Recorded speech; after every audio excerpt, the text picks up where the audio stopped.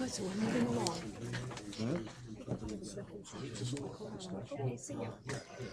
I wish it was that simple. This one's a public hearing.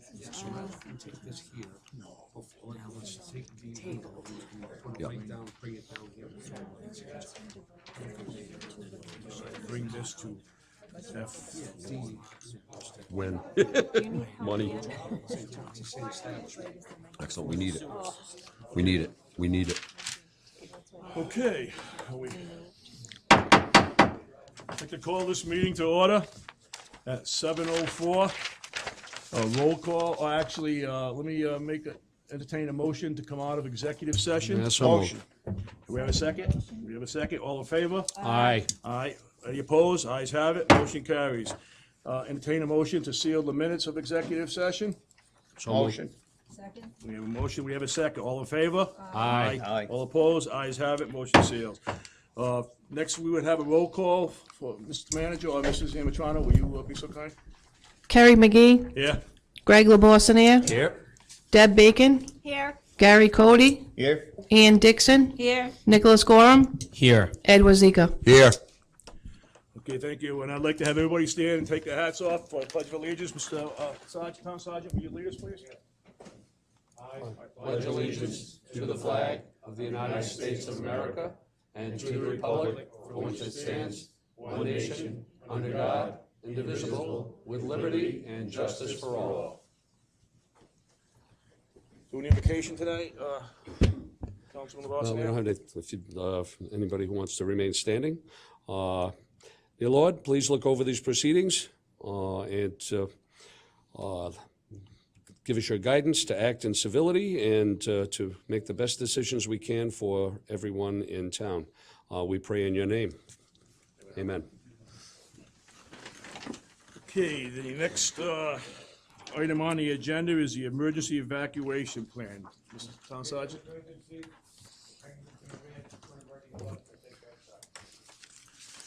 Okay, the next item is President's comments. I don't have that much except to say that budget season is coming up. We would like, I believe on Saturday, we have a meeting. We're going over the municipal budget. It starts at 9 o'clock on Saturday, and we're gonna go over the complete budget. And I believe the following Monday, the date on that, Mr. Manager, for the school? I believe that is the 4th. The 4th, all right, March 4th, we'll be reviewing the school budget right here in these council chambers, all right? So I encourage everybody to get involved. It's gonna be a very difficult budget season. It's not gonna be easy, but we're gonna work through it, but we need everybody to get involved, give us their input, and it is what it is. We're gonna work our best to make it a reasonable budget, all right? With that being said, that's all I have for President's comments. Oh, yes, that's right, you mentioned that. Because of the bad inclement weather tonight, if we do lose power in this building, which is quite a few places have lost power, just remain seated in an orderly fashion. The emergency lights will kick on, and we can all leave in an orderly fashion so nobody gets hurt. There's no need to panic. The emergency lights will kick on, okay? All right, that being said, we were looking for an approval of the town council minutes on February 4th, 2019. We're gonna do them separately because some of us were not there at all the meetings. So the chair will entertain a motion to approve the council minutes for February 4th, 2019. I make a motion to approve the council minutes for February 4th, 2019. We have a motion. Do we have a second? Second. All in favor? Aye. All opposed? I'm just going to abstain from voting. I was out with the flu. Okay. Okay, all opposed? Ayes have it. Motion carries. Okay, the next, we'll actually do both of them, February 11th, 2019, and February 19th, 2019. The chair will entertain a motion to approve those minutes. Motion to approve. Second. Give a second. All in favor? Aye. Aye. All opposed? Ayes have it. Are there any questions, any concerns, any comments about the minutes? Motion carries. Okay, the next item on the agenda will be the school department report. Madam Chair, thank you.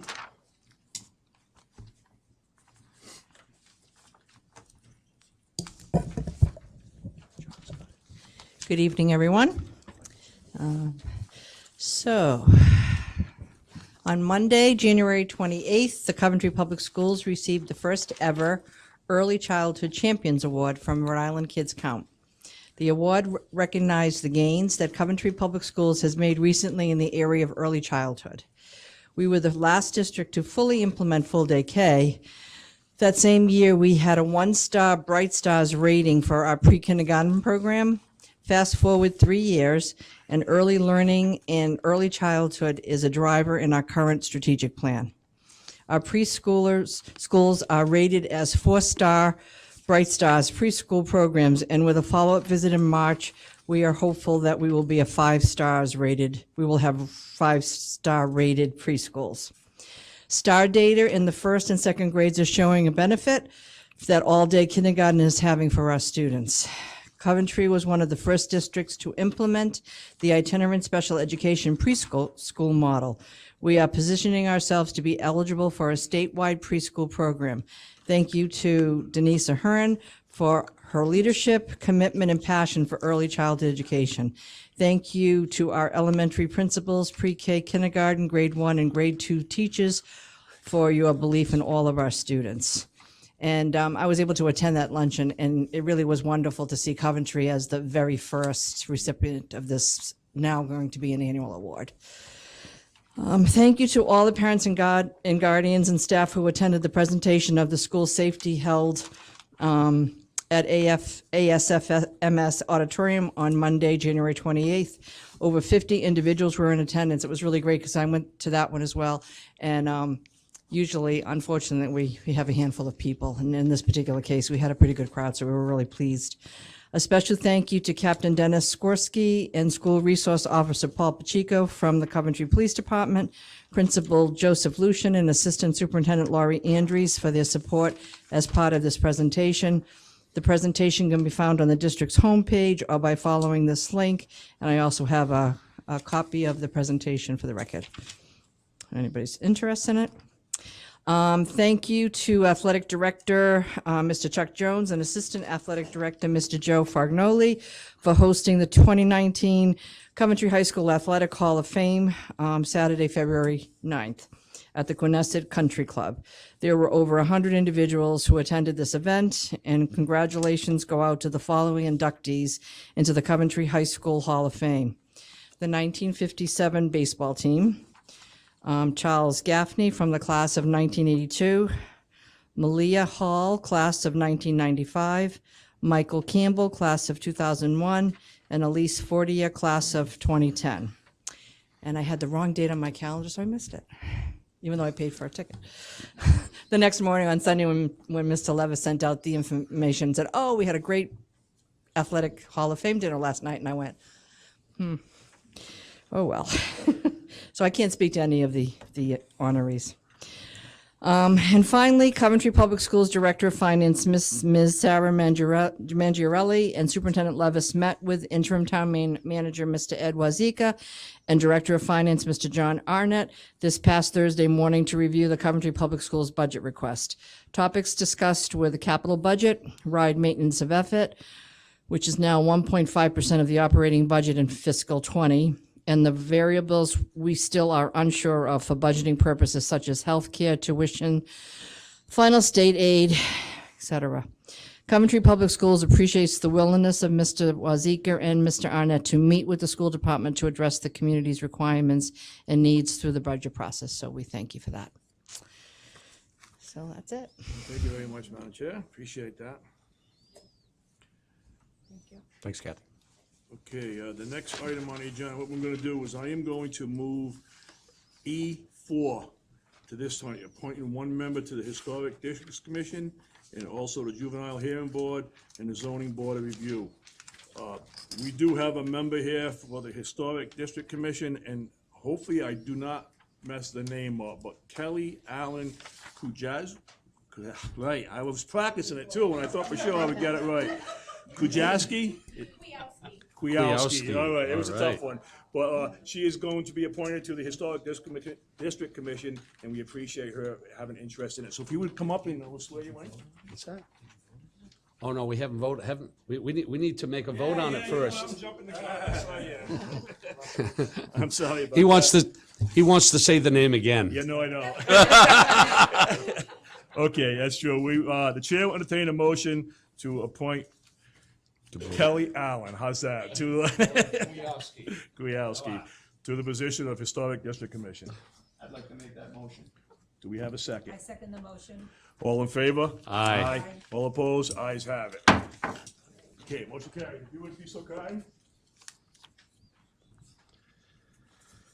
All right, got kids to get home to. Raise your right hand. Do you solemnly swear that you will be true and faithful unto the state and support the laws and constitution thereof and the Constitution of the United States of America, and that you will truly execute the office of member of the Historic District Commission? Kelly Allen Kowalski be appointed to as full member with a term expiring August 1st, 2021, for which you have been appointed in Coventry, Rhode Island for the term ensuing or until another be engaged in your place or until you be legally discharged therefrom, so help you God. Thank you very much, Mom. Thank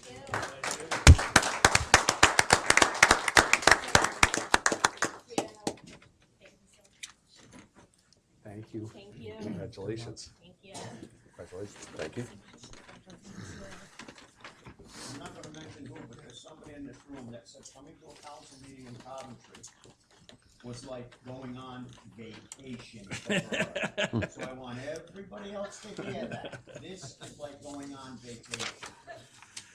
Okay, with that being said, the next item on the agenda will be the update on the progress of the DHS and PD building by the building committee. Did you want to appoint the, do the other? The others are appointments? not We'll do it here at this at that time. time, okay. We should probably approve them and then they can come in at their convenience yeah, to, we can- all right, we why don't can- we do that then?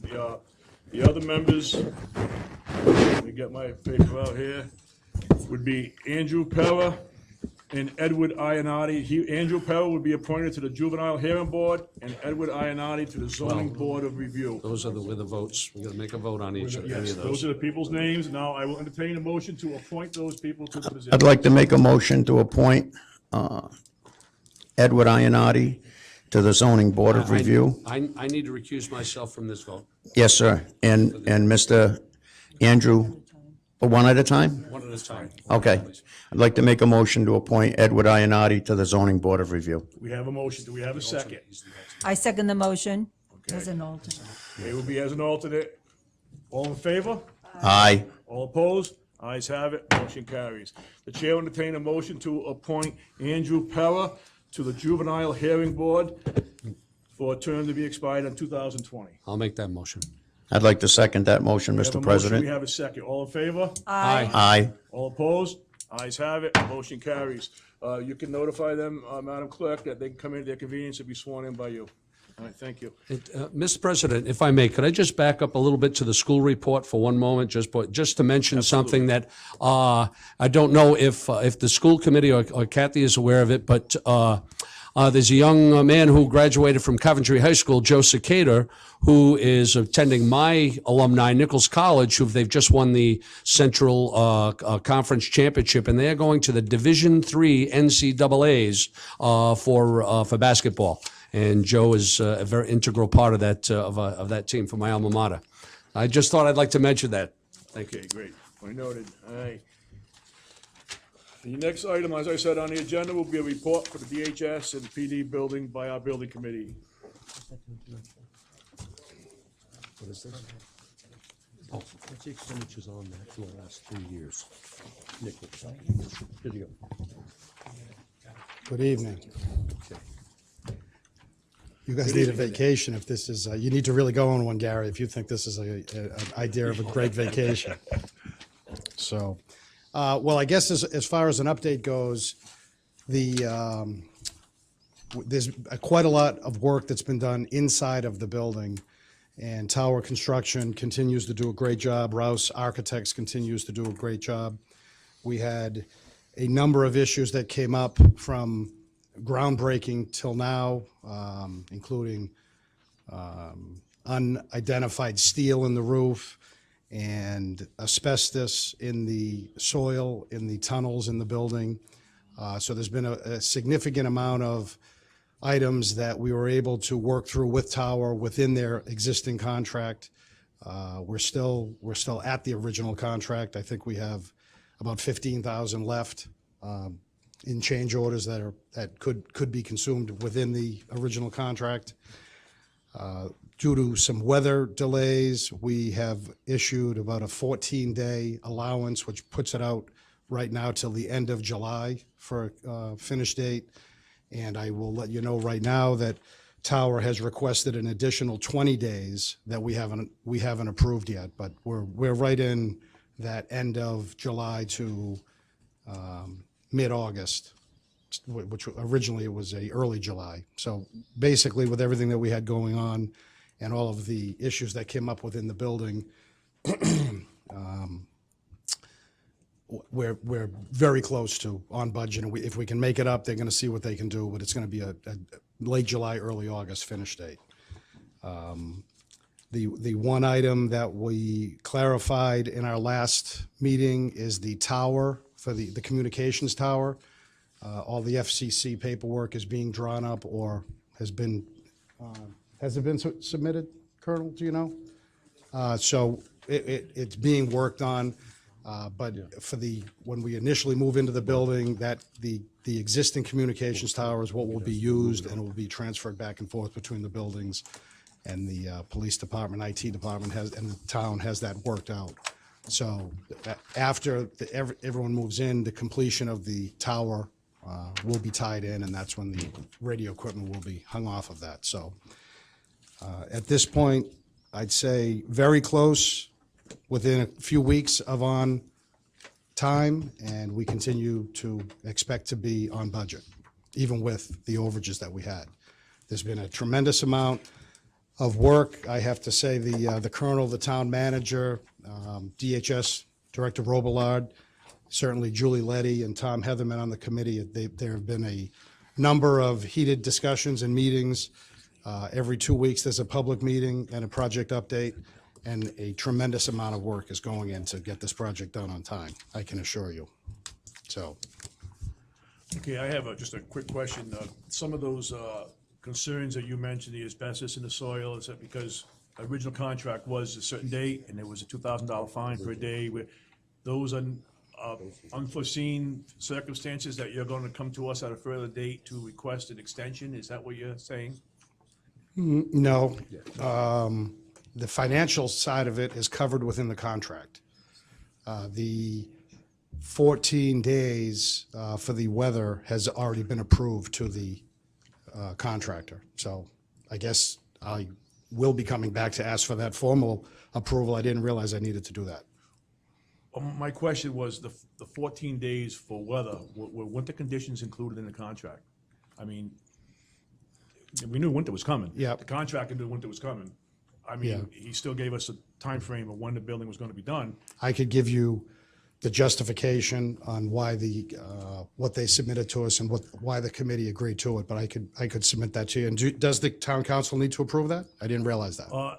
No, I don't think we do. Mr. Solicitor, what's your thoughts on that, as far as the change? Well, he has a certain amount of days that the building has to be done, and then you asked about the change orders, do they have to be approved by the council, or is the building committee approved? He's gonna come to us at a later date and request an extension, because there's supposed to be a fine for every day that they're over the date of completion. Is that, am I wording that correctly, what you're asking? Yes. Okay.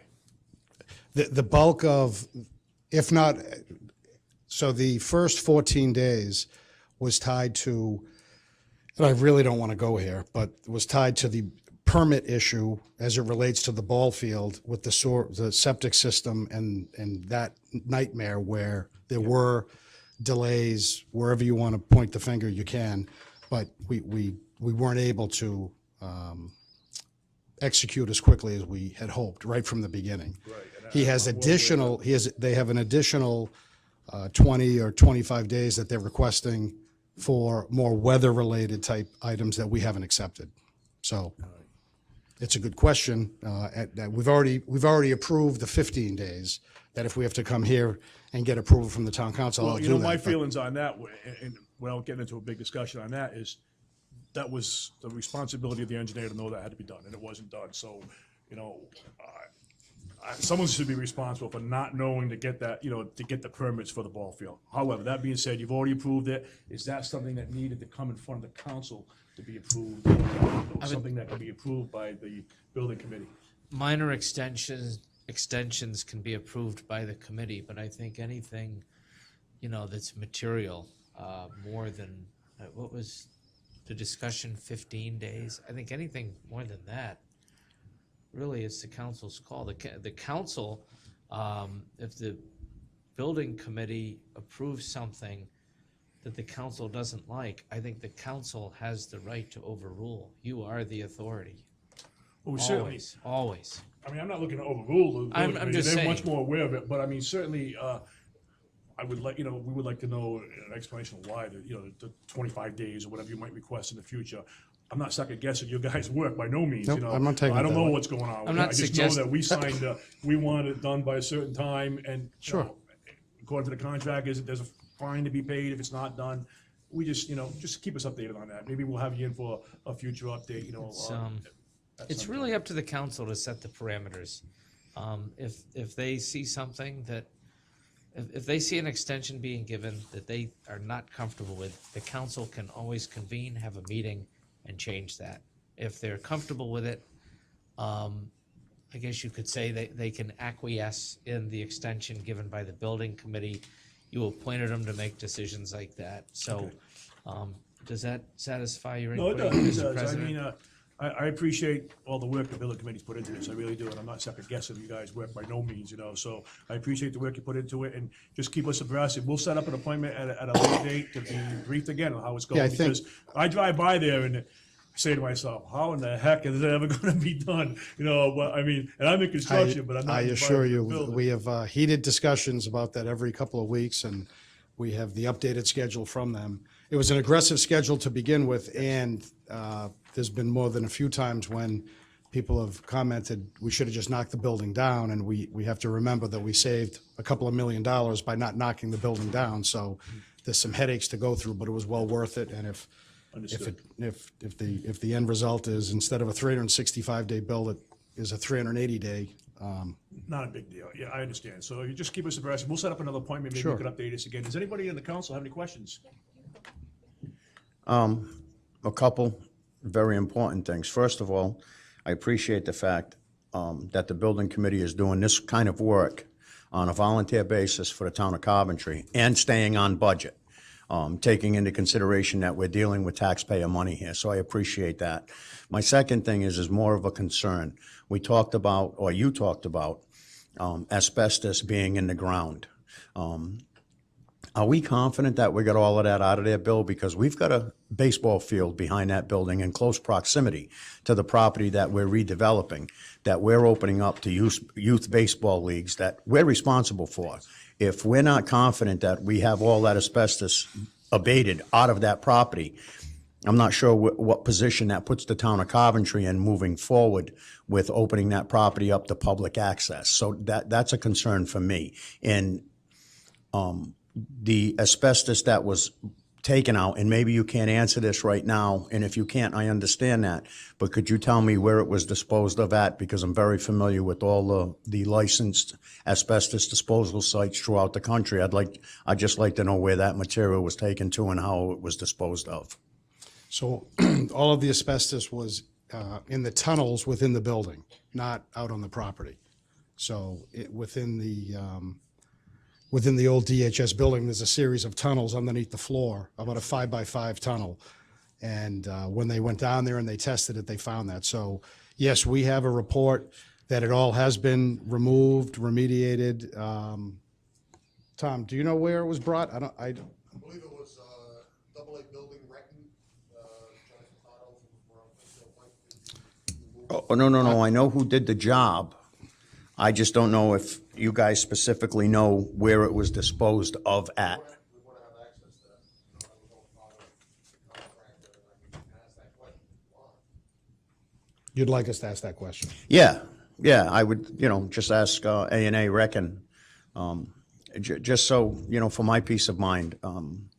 They could have taken it to an asphalt plant and had it burnt off and mixed with new asphalt. I mean, that's, you know, if it was in the right form, I know that's an option that's open to them. But if it's not in that form, then it has to be shipped properly out of state. Yeah. There's not an approved site in the state of Rhode Island that takes demolition asbestos.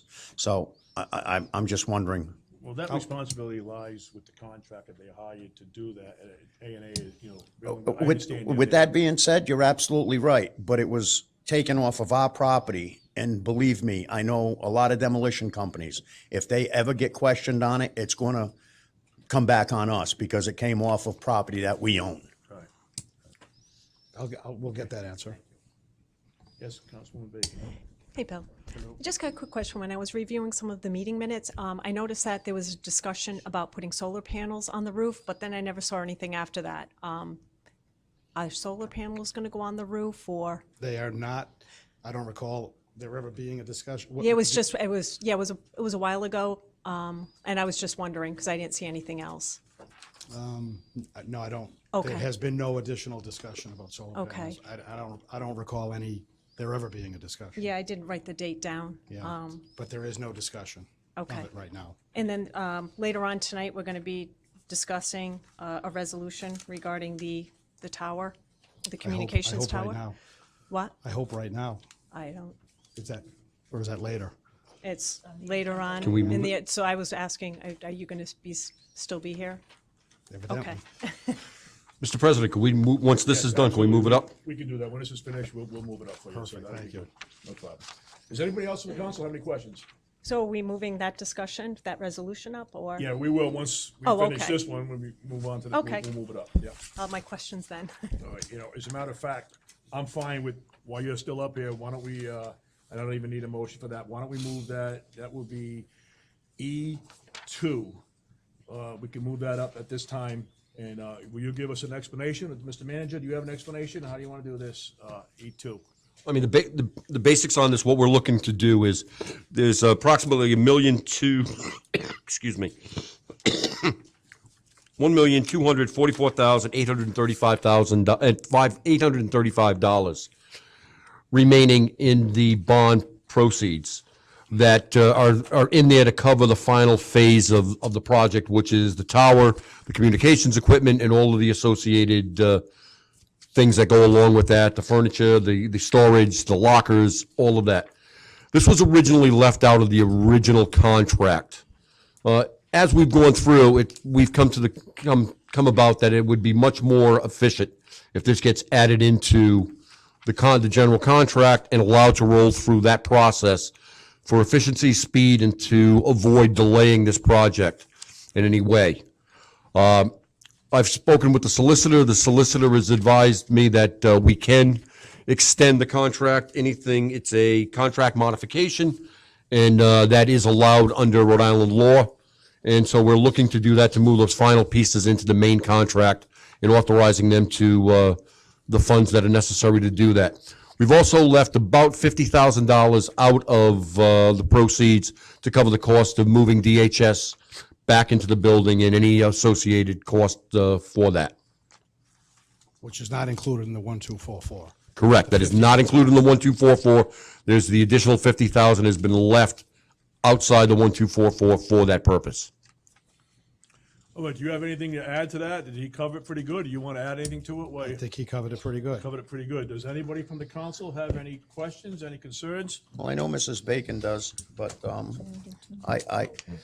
aren't our personnel taking care of moving all of that equipment from DHS? Didn't we take care of moving it out of the building? And We did have, if I'm not mistaken, we had a moving company move some of the stuff. It was just too big and too bulky. They didn't do it. Our people help pack up and do that, but if I'm not mistaken, there was an actual moving company, think but I may be wrong. I believe, Mr. Wazeek, the 50,000 is the rent, the remaining rent that's. There is also, I forgot about that, thank you. There is also additional rent coverage in there as well. I forgot about that. Thank you. Which is $6,800 a month. that makes more sense to me, thank you.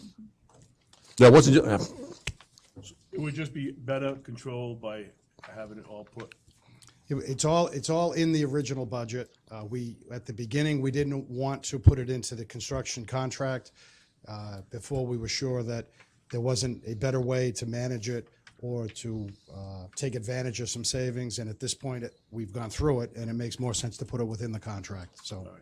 Councilman Baker, you got a couple questions? Oh, Ann, you had some? Just have a couple of questions. First of all, is there money to move the police department into the new building? Is that included? Because we're adding money, because we forgot to add it to move the human services back in, because we weren't planning to No. move them out anyway. No, there's not. That will be done through the town and the police department. There was never any money in the budget No to. money to move. No. Okay, and the second question I have, and I don't I wasn't here at the beginning of the process, is this $1,244,835, was that in the original bond, or is this an additional request? It's in the original bond.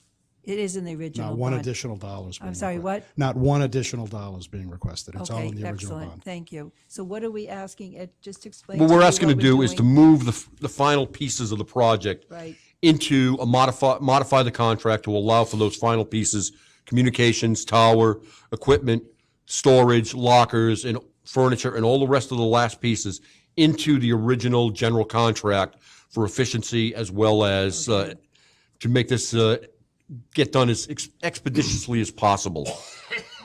So in a new budget, do we have money to move the police department into the new facility? How are we handling that? Well, the police department has a bunch of big, strong guys that could probably. Well, I don't, The chief can address that. well, I mean, I don't know if we can assume that. Yes. That'll be the weekend. The colonel is on maneuvers. Yeah, okay, yeah. I don't predict it'll be a huge move for us.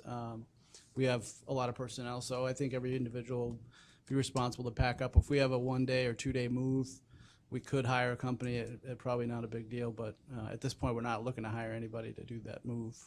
So I don't see it's going to be a big expense. The biggest issue with the PD move is going to be the computer networking, Yeah. and that's going to be handled by, there's multiple of us that will be involved over the It'll be move period. really a turnkey. It's not like we're going to be have to do it overnight either. It could be done over a week or two period where we're moving out of that one building. So really, dispatch function's the most important thing. The patrol function will continue on. So it's not like we have to be out in a certain time frame. Okay, thank you. I just didn't want any more surprises in our budget. No. Okay, thank you. We're not taking the old cells? No, those are too heavy, Mr. Cody. We are having an auction. We could donate them. We are having an auction if anybody's interested. Got wild woolly grandkids you need corralling? Okay, with that being said, yes, absolutely. Regarding the communication tower, have we reached out to the state or the feds regarding some cost share to this? Because the only reason why I'm asking, I know Rhode Island, we've signed on to FirstNet, bless you. And, we want to go and expand that 800 megahertz system that we have. And our system that we have, we're really unique in Coventry. And as you can see, we've got all of these, we can continue those circles. So have we reached out to the feds, I've talked to the federal government, or even, Director Pappas. We've talked to him Yeah. at REMA. I've actually emailed, and our folks have emailed AT&T and Verizon to talk about that exact topic. So I think we are definitely in that vein of thinking. It'd just be a matter of would the timing work out? Like Charlestown's trying to put up a 175-foot tower right now, Yeah. and that's all hung up in where they can put it. There's been a lot of I would say, controversy down there about where they want to put it, and so it's been delayed. And so we really can't afford delay, so I think we're opportunistic if we could find it. well, are we having any issues with our tower now, with any signal interference? There's a tower issue out west. Yes. That's the tower that's the issue, the Historically. one Piggy that's out Lane? on Piggy Lane, right. Past the So whole western we're in the end. process of working through that piece as well. But again, we're definitely in the like I said, opportunistic if something comes up. So I guess the question is, the tower that we're going to put up, who is going to put their communication equipment on there? Right now, just us, just public safety. Define public safety. It'll be 8 7 antennas in the microwave for, it'll encompass DPW, it'll encompass the fire department and the police department. Just Okay, so Coventry, is the though. fire department also contributing costs, putting the They- equipment? We're in the process of talking about that. That will be probably outside the scope of this, though. But we're putting up this tower. Mm-hmm. They're gonna put their equipment on it. We may do something different with that, though, so I don't know if we want to get into that here, but So do we know about the height of this? Because what I'm concerned with, if, all of a sudden REMA comes back to us and says, yes, we want to hop on here, we, since we are centrally located and we're in a very unique position to really strengthen our 800 megahertz system, I mean, I think even they'd if be we open reach out to, to the federal government, I mean, Right. our system, because we are so unique, being central in the town of, the state of Rhode Island, I mean, we could actually hit that tower possibly in Boston.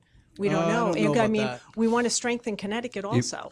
It would We have a require a tower. much larger tower to do that, and that, if that's the case, you now start going out of the height limit for Well, the I- neighborhood without requiring some Well, this is changes. the whole thing. If we don't have we haven't contacted the FCC, so we don't even know the height requirement here. So that's why I just want to make sure that, are we missing an opportunity here where we can share the cost with other agencies? That's one of the reasons why we held off on this, was hoping to find another way, and that's why it a lot hasn't. of conversations. So Yeah. have we spoken to the state police? Have we spoken to REMA? And have they? We've spoken to REMA. The tower, I would just say, the tower up on Reed Schoolhouse Road is the highest tower we have in town, and that's what we're actually trying to shoot at. Yeah, I So could it's see not that, like yeah. we're not like gonna expand the network by putting a tower up where we are. It really is about getting above the tree level to hit that tower. Mm-hmm. But I on mean, with FirstNet, Reed with Rhode Schoolhouse. Island signing on, that is the goal. Yeah, Is we've reached out to them, so there's a lot of towers though, so I'm not how about sure. some grants? Have you applied for any grants? We have not applied for grants for the tower, no. I mean, I think, this right here, we really should be looking into possibly cost sharing. I mean, because what you do is you fill in these gaps, and we have a lot of gaps here. I mean, you can see it. I don't think we couldn't do that without putting the tower up, though. We're just gonna put our equipment on, and if we But we offer don't up know the height of space the on tower, so if we're Well, gonna we be know doing what it's that. gonna be, between 130 and 150, I believe, is the 130 max and it could go. 150? Yeah. Okay, I'm just looking, to possibly, because, when you say public safety, not only is it the police, the fire. No, we're I mean, aware. we also, the We other actually state did put in, agencies. We did Pardon? put in a grant request through REMA a year ago or more. I think it was for this tower, and it was denied. So. we But put a given the couple fact over if we're having problems with Piggy Lane, if we're having problems with that, That's not isn't gonna that help causing Piggy problems for REMA? REMA's problem is Piggy Lane, not this particular area. Okay. So, I would really like to see possibly, we I do some think we'll cost. continue to look, absolutely. We I can't hold the just- project up looking for a grant or. But is there a problem with our tower right now that you're using? Do you have any signal interference with the tower you're using right now? No, the tower's just old. And we It's can't- old, but it's usable, but if we can go and possibly really reach out, I mean, if you read the REMA reports, they really want to start strengthening that 800 megahertz system. We're in a really unique opportunity here to do that. I can look into it. I'm I don't really know where trying you're to getting do. your information as far as the unique opportunity, but we've talked to a lot of people. Like I said, AT&T, Mm-hmm. Verizon. I've talked this morning to Verizon about, we're open to opportunities to certainly bring some money back to the town with that tower, but so once the tower's up, we could always, in the future, if anyone wants to add it on to it. the issue is, how big do you want to build it? So our max height would probably be 150 max. But The I bigger think the tower gets, the wider the base stance has to go, Right. the more of the platform it has to take up. It changes the whole dynamics in the construction of the issue. That's why we're trying to get this done, to avoid interfering with the rest of the project. To try and do it, and that's why we took the time earlier to try to do this and try to come up with another solution and try to keep it out. It hasn't paid off. As someone who wrote one of these several years ago, it's tough to get others to go on to these things. They typically want to do it themselves. They want to own it themselves. They don't like to share unless they're doing like a cell tower, which is a totally different this style isn't of a cell stuff. tower. So No, it is have not. the path studies been done? So have the path studies been done? Can't do the path studies unless you award the contract.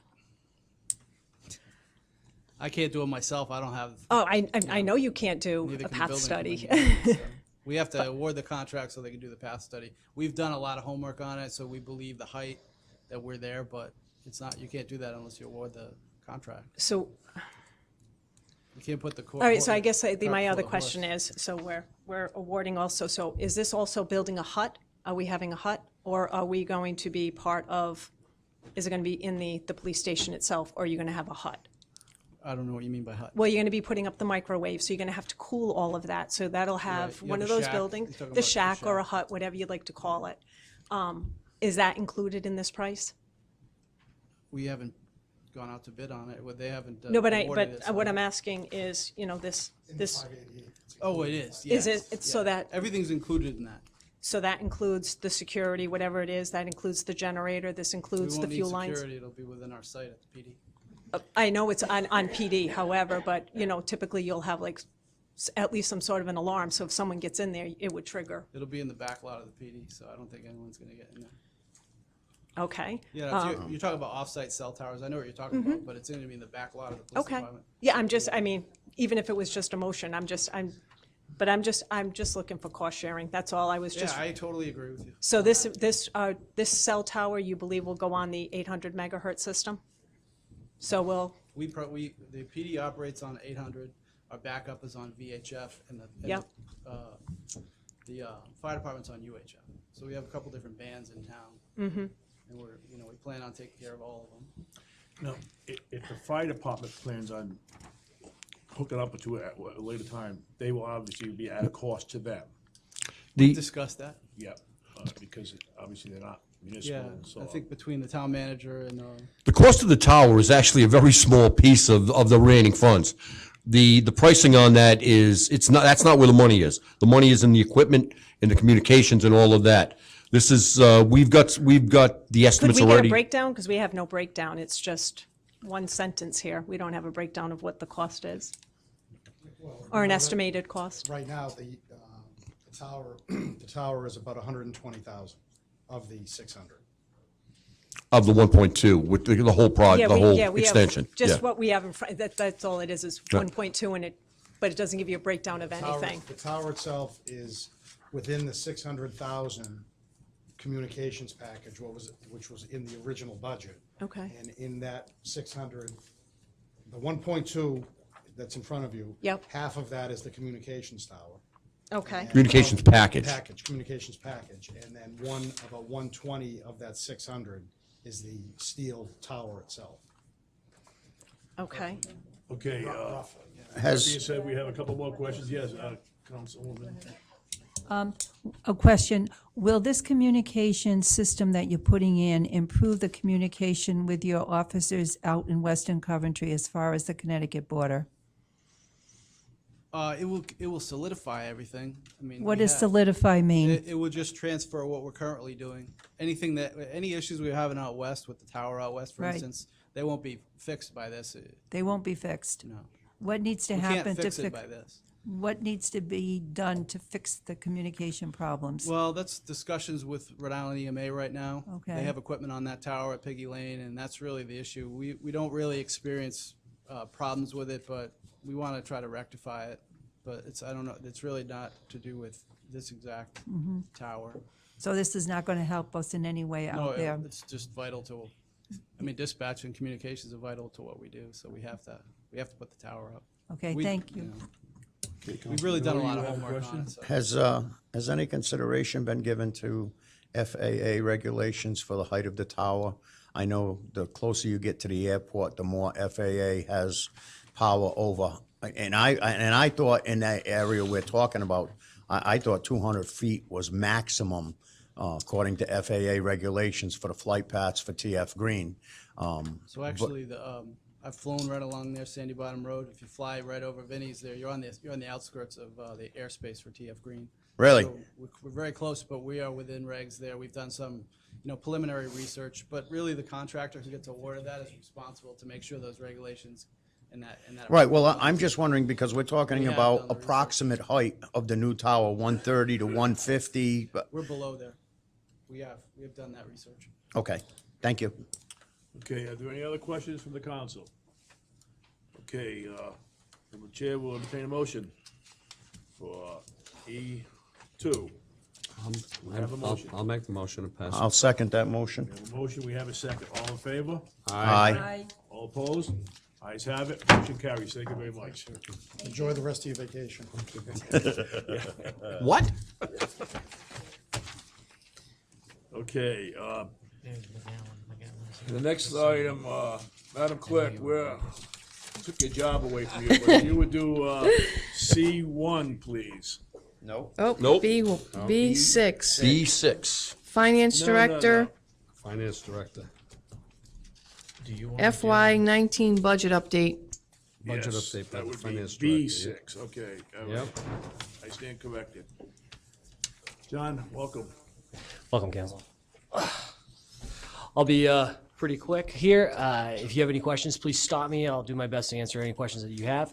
And again, if you have anything else and you need something else, just let me know. I'll try to get it for you. First of all, I do appreciate the colored, graphs. Problem. They're much And easier. hopefully it makes it a lot easier to read now. Right. So the first thing I want to mention to Councilwoman Bacon is that I did pull that information. I have a detailed printout for you if you'd like it as well. I have enough for every council person as well. Probably want to explain. It's a the contingency fund breakout as well with the total dollar figure remaining in that fund, which is $156,486. So I'll just pass this up to you so you can have it.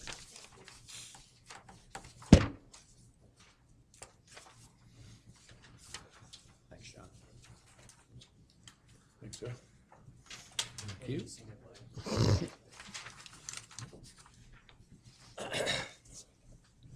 So again, that's just the breakout of the expenses that have gone through that contingency fund. Without further ado.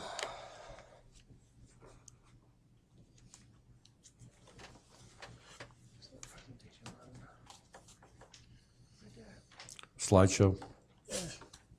Left-handed. Oh, I'm right-handed. I'm trying to do left-handed.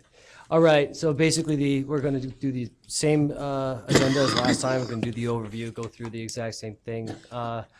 Revenues, go through each department expenses, some important financial items, and then summary.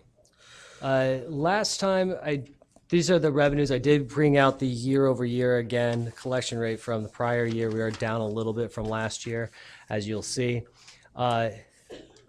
Last time there was a question regarding the collection rates that from Councilperson Cody, that what it was in relation to. So I also provided a full breakout printout on the back of this as well, so you can see everything that comes through and all the revenues and where they come from and all the expenses. So hopefully that helps.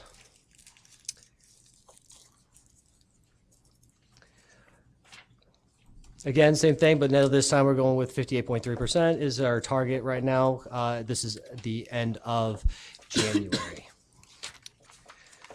Town hall expenses, pretty much everything is in line. Board of Canvassers is again high. I will be talking with the department head about that to see if we can get those costs much more close in line. The Board of Canvassers dollar limit is it's one of the smallest of all of the town. So it's not a large dollar volume. It's probably something like $1,000, but I mean, still $1,000 is $1,000, and we'll see if we can get that in line.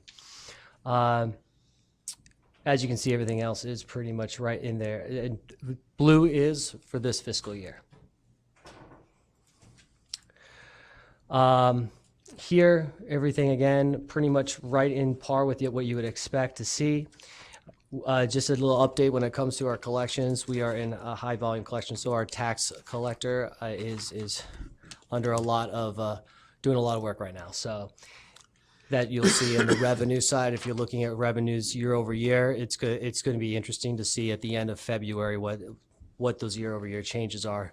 So just as a heads up for next time.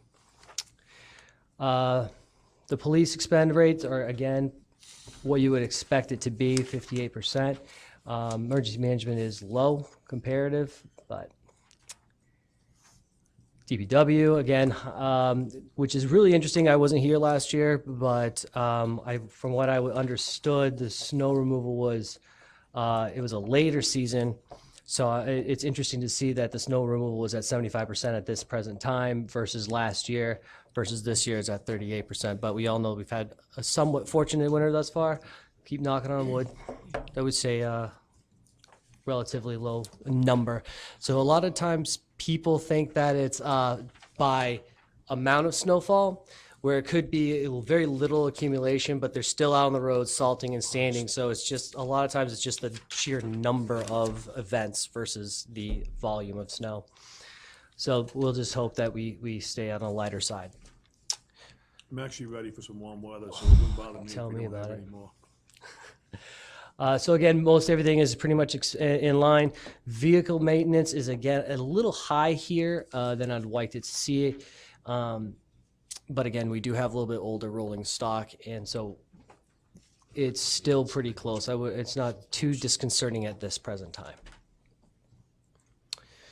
Planning and zoning, again, everything's pretty much right in line. Nothing to really report on this one. And public service, general expenses. Public library, the expenses are a little higher at this time than last time, but at the same time, it's still under that threshold that we're looking for. So everything seems to be fine right here. So that's really just the general expenses. Pretty much everything's right in line with what we would expect to see at this time. I know that Parks and Rec's coming up into the spring. I know that they're going to have a little bit more expenses coming up. They have to prepare their fields and things of that nature. You tend to have a lot more potholes on the road for DPW, so you might see an expense over there. So just keep that in mind as we roll through the spring. Fiscal year 18 audit, we are done. You should have that. We were going to have Paul Dansereau here this evening, but considering the amount of items on the agenda, we decided not to do that tonight for time purposes. But by we can get him here again next time, and you'll have your bound books by that time. Police and Human Services Bond Part 2 is going out to sale, out to market March 6th. The funds should be deposited by the end of March 26th. So when it comes to the financial side, where I need to make sure that my part is done, to make sure the Police and Human Services building gets done on time and that funds are there and available, we're good. We're done. We're fine for that. We will be having a conversation tomorrow with Moody's on what they're going to assign. We don't expect them to change it from what it already is. So that's coming up tomorrow morning. And we're still waiting on the OIG's report. Strangely enough, we got another 2 emails with a bunch of questions again from OIG. So she said that they're going to hopefully diminish, but it is what it is. We're closing in. Whenever we get it. So, yes, sir. John, the bond sale in March, Yes. how does Moody putting a negative outlook on our bond rating affect that bond sale a good on a monetary On value? the monetary value, you're going to see a few basis points, probably around 25 basis points. So a basis point, 25, 0.25%. So 25% on top of it. So what the financial advisor is saying, based upon other municipalities that are going out to bond right now, they're looking at around 3.4 to 3.3, somewhere around there. So we're cautiously putting in 3.75 right now for our budgetary purposes, and we expect it to be a little bit below that. So that when it comes to the monetary side, you're going to have a higher interest rate, very much as you would have when you go get a car loan and your credit score is lower than everybody else's. But as far as the final dollar figure, I haven't had him run various numbers below to see what it would be at 3.5 versus 3.75. You're welcome. He always does. Okay, actually, it was pretty thorough. I appreciate you doing it the way you did. Does the council have any questions? Okay, Councilwoman Dixon? Thank you very much for this report. We also had a handout of the general fund statement of revenues and expenditures as of January 31st. I would like to see in this report a total budget figure for the Department of Public Works. Okay. We see a total figure for recreation and other departments, but not for DPW, so I'd like to see that too. Would you like DPW, police as well? So police has all the other departments underneath them. Would you like police as well? And sort of a budget line item for a consolidated line for each one, I guess you would say? Subtotal.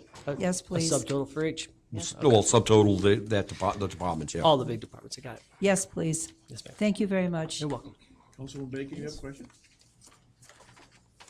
Yeah, I just had a quick question in the handout you just gave us regarding the contingency fund. It says the very first line, emergency repair for broken bolts in So this is a, the So the way that this is- $2,850. welcome to a 1999 system Okay. that prints out. I believe those emergency four broken bolts were in the Upper Pond Dam, from what I understand. Was that part of it? That is correct, All sir, right, off the top of my head, I was right. Oh. Okay, which was not, He has a hinge on his desk if you'd ever like to see what they look like. I believe that was put up in front of the council by Steve Delaney. okay. Yeah, I don't Yep. remember. And then you have also professional services related to town sewer, F, $16,247. That, I can't remember off the top of my head for that. That was 1018. I'm taxing my brain right now. I wish I could. I'd have to look it up.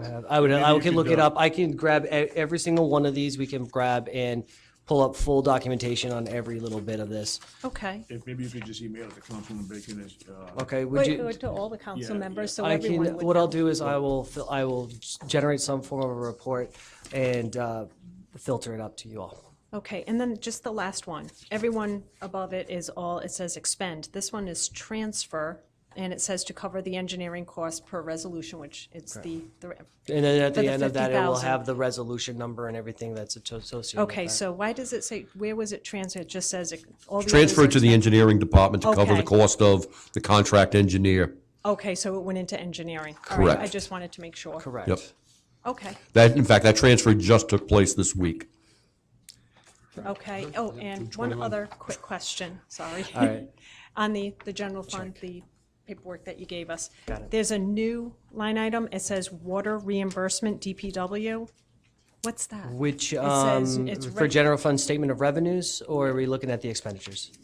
I am looking at the statement of revenues, the Statement of very revenues? first page. Okay. Right down here, almost towards the bottom. It's in parentheses, it says new. Oh, water reimbursement? Yes. That, what that's gonna be for is, we actually sold water to Di Gregorio Construction Company at the landfill, and that money will be coming back to us. We're still waiting to collect that, but that's why that line item isn't in there. Okay, It's $7,000 or $8,000, I believe it was. They needed water on site and they didn't have water, so we sold it to them. 7,000 or 8,000? It was in that ballpark. I don't recall the exact number off the top of my head, but it was in that general range. Okay, yeah, because this says $494. $494. How much? $494. $494? That may have been maybe the first bill that went out on it. Okay, so you'll be able You to talk, clarify that. I'll look into that one as far as it being a new line item. Again, this is an internal report that's generated, sort of help reconcile between different departments. And so a lot of times I'll just pull all of these and move them forward so I can understand where things come from. okay. I have not on every single one of these gotten an intimate knowledge on every single one of these line items. A lot of the larger ones I do know very well. However, I will look into this one for you a little bit more detail. Well, we're internal, so generate a report for us. yeah. Yeah, Mrs. Bacon, that's what it is. That's the first payment we received. We're still waiting on payments on the rest of Internal that. accounting Okay. pieces. Okay. Okay, that being said, we have one more appreciate question from Councilwoman Nixon. One quick question. What is the Industrial Development Commission? Because it has a budget of $10,000, and I don't know what this is. And does it have people on it? Industrial Development Commission. That is, isn't that within the, it's not a thing. It's not a thing? It has money? So the decisions of the budgetary process from the prior period are sometimes a little unknown to me at this time. So I deal with where the money is during this current year and where the money is going as of right now. At the end of this season, I will understand everything and where things were This could be, I can't say for certain at this time, this could be one of those accounts in which some money was set aside for transfers later on down the road. But again, I can't speak directly to that at this time. And you'll know as we go further into the budget. Absolutely. It's 5.5 months later, and it's, some things I do know, some things I still don't. It's been a complicated, we'll just say, a complex budget process, to say the least. So if you would be able to fill us in on that too. I can do the digging as needed, and I get the answers when things like this pop up. It's only a small amount, and only $2,250 have been spent, but it's good to know what's happening. Absolutely, it absolutely is. No, I believe the name might be wrong. Yes, Councilwoman Bacon, go right ahead. What questions you want? I forgot the second page of that, name Ian might be wrong on the reminded me, line item. sorry. Statement of expenditures, Yeah. right towards the bottom. Transfers out. The budget was 0, but we have actual to date, $212,442. So transfers are between budgets and things of that nature that just happen. So those are the transfers between. Also included in that line item, I believe, because I don't see it here, things like the transfer to the school for the cell tower. So things will be captured at the end of the year of all the transfers that take place. So you don't expect there to be transfers, but they do take place throughout the year. And we'll have a breakdown of those transfers. I have an entire binder for all the transfers, and hopefully by the end of this process, and how we went through this budget process was to rectify those transfer problems between departments and things of that nature, hence why some line items were corrected this year versus last year. So the going forward, transfers will be much more in line Okay. with actuals. Okay, are there any other questions? And while we have you here, and Mr. Manager, we should be receiving our binders in prior to Saturday's meeting? You will, the binder that you will receive, the budget that's in the binder is the budget that you received the other day, though. That, I mean, the budget itself has not changed. Okay. But you will get one in the binder. I'm trying to get them done to you and get them out to you in the next day or so. They're nearly complete. But like I said, what you've got already is the budget. I know, but it just makes it much I easier know, it makes for it us easier when to work comes time with. on Saturday, Yeah. you know, to go through. It makes it, I hear you. it's much quicker for Yeah. us, so. All right, appreciate We're gonna try that. to get them out to you and delivered tomorrow if we can. Okay, great. Is there any other? At this point, just be advised, the school department budget is not in there at this point. Okay, yeah, I understand. We have, we'll be discussing that on the following Monday, so, all right. Does anybody have any questions on that? Okay, we don't need to take any action on that, so thank you, John, very much for that report. I appreciate it. The next will be consent agenda and discussion. Thanks, John. Madam Clerk, would you read C1, please? A resolution authorizing the Coventry Historic District Commission to adopt the name Coventry Historic Preservation Commission and to pursue additional cultural and preservation promotion activities. Okay, and we did have this on the agenda last meeting, and we had requested a small presentation concerning the name change and what the Historic District Commission does, and I assume that, Ms. Wells, you are here to help give that presentation? I'm going to attempt to. Okay, But it is very brief because that's fine. I don't want to reiterate things you already know. But as you recall from the last commission meeting, the Historic District Commission, which was established through zoning for actual historic districts, has been light on its business mainly because the Historic District Commission was intended to tap grants. So municipal properties became districts and have been funded through what's called the Certified Local Government Program with the state. And so that's been successful, but it's not really doing much for historic preservation overall. So the Historic District Commission has drafted a mission statement as requested and outlined some program activities that they would like your permission to pursue.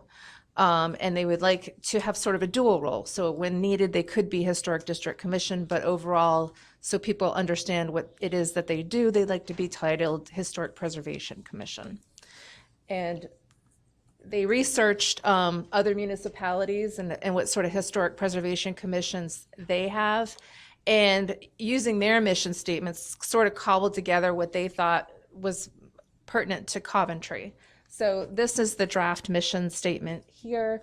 The goal, it's fairly broad, to preserve the eclectic collection of historically, architecturally, and culturally significant landscapes, sites, and structures in Coventry. It's very basic. I have Norma Smith here. She is the chair of the Historic District Commission, and she just wants to give an overview of how that came about and sort of their broader ideas. Okay, great, thank you. One of the reasons I want to explain how this all started was because I've been in it since the beginning.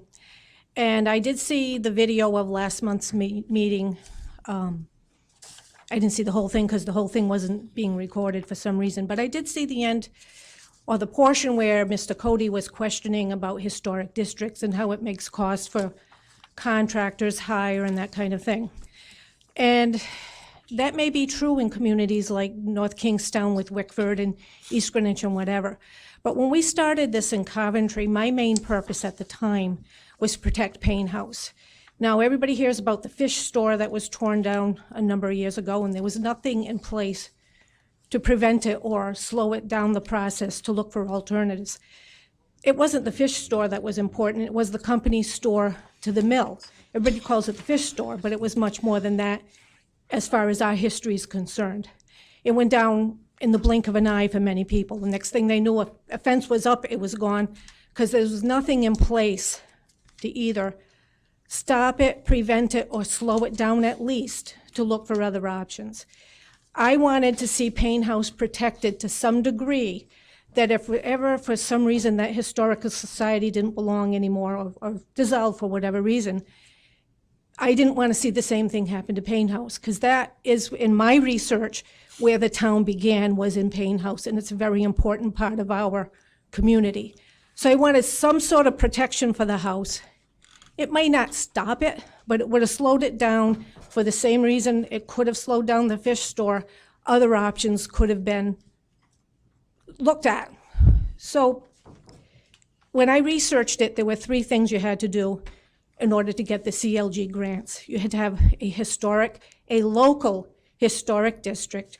You had to have a historic commission, district commission, and you had to have an ordinance. At this point in time, there's only one local district in the town of Coventry, and that is Payne House, and where fire dispatch is at this point in time. It does not affect the natural historic districts in the town.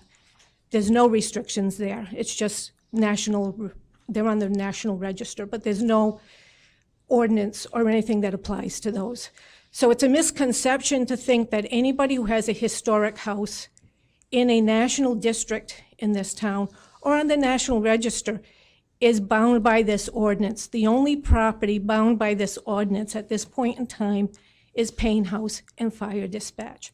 So that's not a concern anybody should have as far as extra costs or people in a panic. We had people from Roaring Brook come to one of our meetings all upset. They thought we were going to force them to do something. We don't have any restrictions over that. We don't have any authority over that. This is the reason why I wanted to come and explain the process of how it came to be in Coventry, to stop the misconceptions.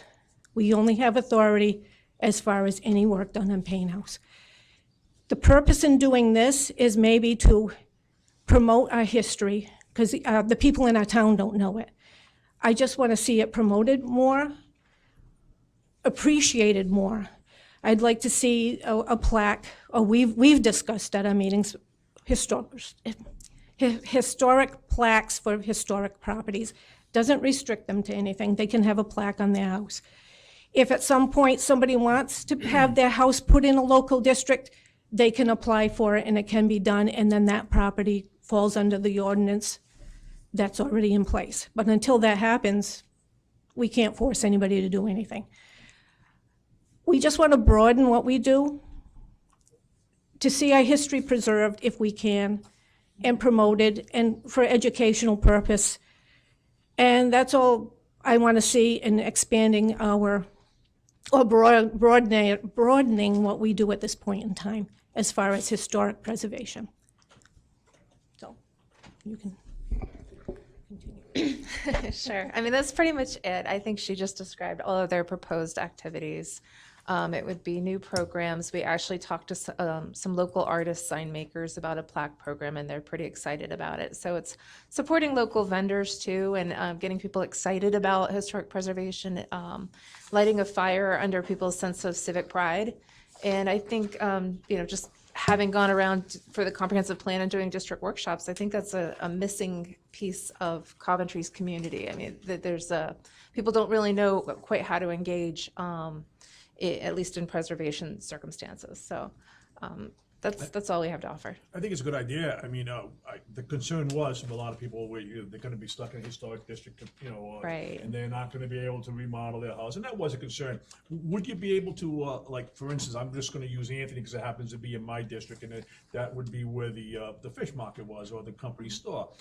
Would they make a section of Anthony? Could that be made into a historic district? Or I'm just using that as an example. I'm not saying Sure. that. So one house can be a local historic district. If you are a property owner and you say, I want my property preserved in perpetuity, I want every property owner going forward to be bound by some set of guidelines. Well, that particular property. They can do that. There's nothing restricting that. There's also other options. When I worked in Warren, they had a voluntary historic district, which meant if you owned a historic property, you could opt in and bind yourself to the review of the Historic District Commission, and in return, you would get a tax benefit. There's a full array of ways in which historic districts can be created, and I know people have these notions that they're some sort of axe that falls on the homeowner, but they're as restrictive as the town council and the citizens want them to be. It can be as simple as, if you're going to do something drastic to your exterior, we'd like you to get a little review. It can be as harsh as, we want every paint color approved, which is some of the horror stories that you see. It's what you want it to be, and it's a public process. And the historic, by changing the name and getting more involved in the community, you'll be able to get that word out there more, and so people aren't afraid of the historic district. Right, we got to build the groundwork to get people understanding what historic preservation is and where they can be involved too, not just in terms of districts. All right, does anybody from the council have any questions, any concerns? Well, first of all, thank you for coming and sharing your ideas with us. We greatly appreciate it. And we did ask you 2 meetings in a row for more clarification. So we appreciate the fact that you even looked at the council minutes from the last meeting and came in response to that. I just want to say that as a person who worked in marketing for an international company for many, many years, a name change will not be enough. I fully support the name change, and I think it's fine, but you need really to develop a very strong communications and marketing plan so that you can start to do some of the things you want to do. But a name change will not change people's perceptions, and it will not get you to where you want to go. So there's a lot of groundwork that needs to be done, but fully engage the community in developing this marketing plan and communications plan, and I think you'll then begin to be on the road to success. But a name change will not do it alone. Okay, are there any other comments? Councilwoman Bacon? Yep, can you just explain, in the resolution, it just states to collaborate with town departments and boards.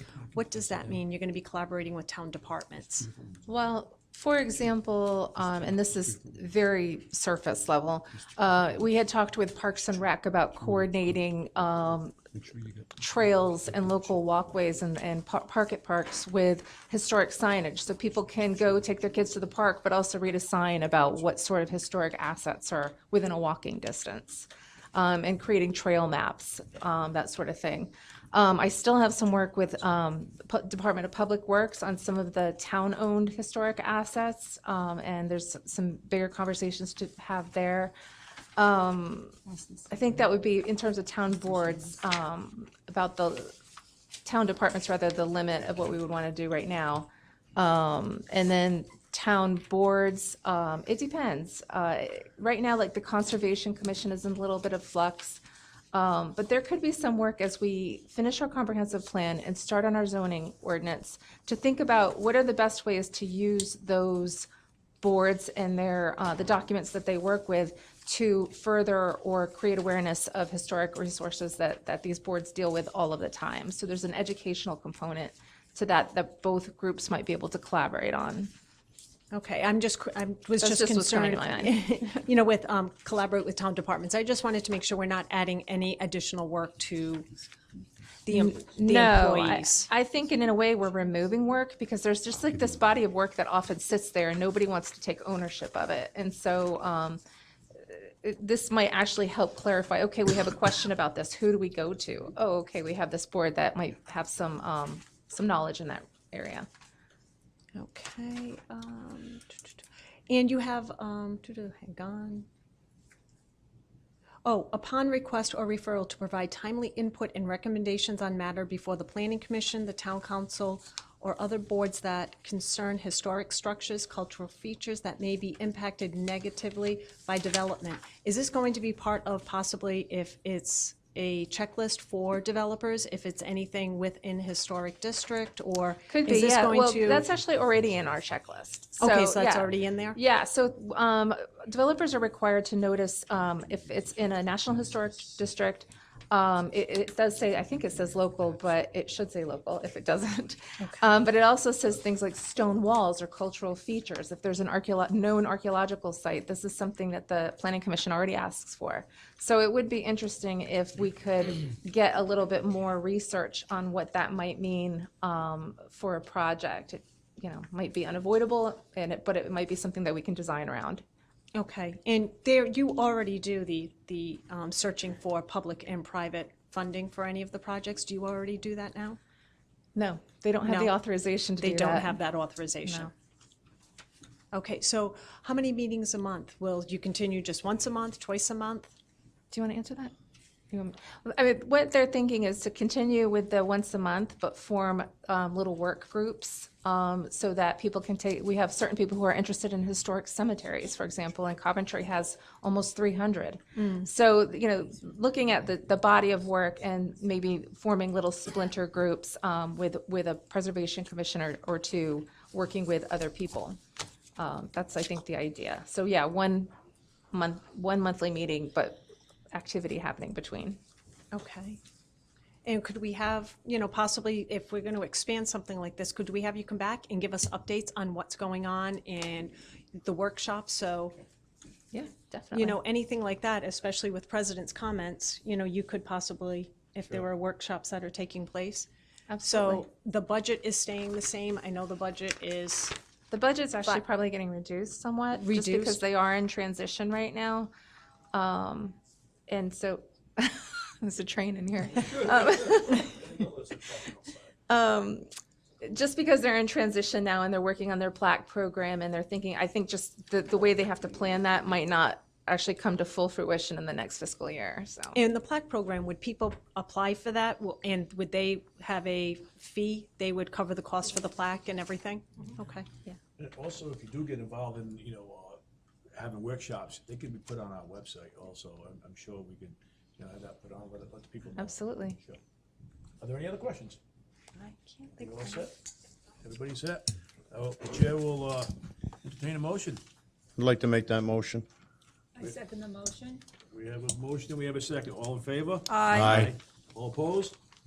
Ayes have it, motion carries. Thank you very much. Okay, the next item on the agenda, Madam Clerk, would be C2, please. A resolution authorizing the town of Coventry to install an electronic access gate at Briar Point Park Beach. Okay, this, if I recall, was approved a couple of years back at a financial town meeting, and it's been a long time coming, so I'm glad to see it's finally coming to fruition. So if you would be kind to give us an explanation. Actually, is this on? I'm gonna introduce Mark Simmons. He's part of my program staff, and he's been instrumental in putting this project together. Okay, great. Thank you, Rena. Could you just put the mic up to your tall guy so everybody can hear you? That'd be great. For about the last 6 months, with the assistance of Rena and Mike Tedeschi, our park supervisor, we have,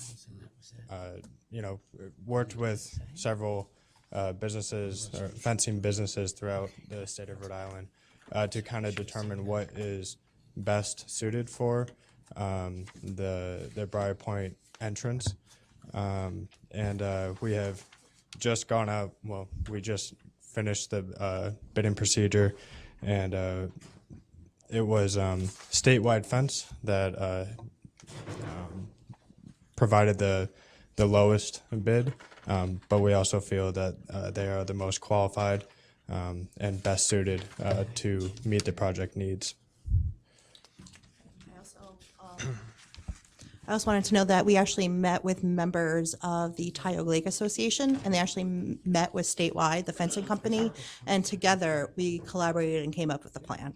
All right, so you're completely happy, you put it out for RFP, and you got the best bid, and you're completely happy with Statewide Fence and what they're gonna. We had 3 bidders. Yeah, so we met with, I believe it was 4 different companies. It was very clear and apparent from the moment that we met with Statewide that they seemed to have the most knowledge, the most expertise. While meeting with him, he was really the only one that seemed to have a concern about safety, or put safety as a first priority. And also, he demonstrated that he had a thorough knowledge of what was needed to correctly, complete the project. If approved this evening, can you give us a timeline of when this job will be done? Sure. So as soon as weather permits, I believe in the bid, he proposed late March. It'll be ready for the season. Yes. Yeah. It'll be ready before the beach season. Okay, great. Does anybody from the council have any questions? Yes. Councilman Cody. First of all, I'm not sure we have the authority to deny it because it was approved by the taxpayers at a financial town meeting. So that's the first thing. The second thing is describe to me what kind of an electronic gate you're talking about. A Sure. slide gate? No, it's going to be swing, operated mechanically or automatically. There's 2 operators, and essentially the gates will open and close on their own. We looked into the sliding option, but we determined that there was that had additional safety concerns. In addition to, we would need to prep more area to allow the gate to slide back and forth. It would require going into the woods where Briar Point is. So are we looking at something that would be done automatically at certain times of the day? Correct. This gate would have a timer, so it would open and close automatically. It will also have a wireless keypad, and I believe there's remotes, 4 Okay, remotes well, that each. The reason I ask that is because opening is not a concern to me. You could set the time of the day that it opens. I'm sure that the people that work there will be able to gain access before the gate opens to the public. I'm more concerned about the afternoon or evening when the gate automatically closes. Who's sweeping the beach to make sure nobody is still in there, that everybody has already exited before that gate automatically closes? Yep. And we're getting calls to the police department saying, hey, I can't get out of Briar Point. Yeah, so with this gate, there's going to be what are called loops. They're essentially sensors, similar to what you come across at intersections that change the lighting coordination. So essentially, if someone is inside the park as the gate closes, their vehicle will activate the loop, which will then tell the gate to open to allow them to exit. So this gate is going to open and close with every car that enters and exits Briar Point? No, it's only if the gate is closed. So it will open at a predetermined time, and it will close at a predetermined time. Essentially, Not entering. correct. Yep. Essentially, the gate will open at dawn and close at dusk. So.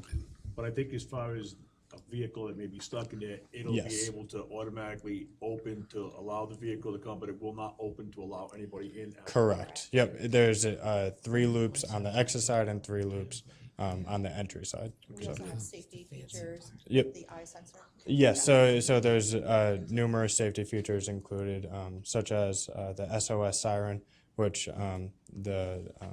that allows emergency vehicles to essentially turn on their siren, and that will automatically, open the gate. I'm sure our police department and fire department are familiar with that. And then there's also what's called an eye sensor, which is essentially the exact same type of sensor that everyone has for their garage door, the laser at the bottom of the garage door. So if someone, say a pedestrian, is walking through the gate as it is opening or closing, it will activate the sensor, and then the gate will stop in its place. So. Gate open, gate closed in comparison to personnel on duty? Because, and I only ask because you said, well, like the gate will open at dawn and it'll close at dusk. And I know there's not lifeguards and personnel on duty at dawn, and they're certainly not staying till dusk. We can modify that. It's just that there are several people within the neighborhood that do like to walk on the beach. And if you travel there throughout, even the winter now, people go there and enjoy the view. But we would be having parks staff during the day monitor the area and just do a sweep of it, make sure everything's safe before the end of the day, too. Okay, are there any other questions? I've got a question, Mr. President. I know in the past with problems that were at Briar Point from people, quote, from out of town, and there had been discussion of trying to make it a town-only type of beach, but because of restrictions from federal grants that we have is the reason that it's open to everybody. Are there any restrictions on this gate or, regarding, from the federal or from where the monies originally came from, And again, as to time that it needs to be open, hours closed? Mm-hmm. No, there aren't. And, obviously this gate will still allow anyone to access or use the park, so. All right, so as long as when the hours are open, they're open to the general public and not just town people, et cetera. So, okay. All right. Okay, great. Thank you. Is there any other questions? Yes, Councilman Baker. I know that when you're exiting, if you get stuck in the park and they have that sensor, suppose that sensor doesn't work, are we gonna have any sort of a sign there just saying, in case of an emergency, call this number, don't try and I've push already the gate printed the open? signs. Oh, okay. So, yes, so we actually spoke with statewide fencing, and they suggested certain signage, so we have ordered those signs. Okay, So we have the money in this budget to do so. okay.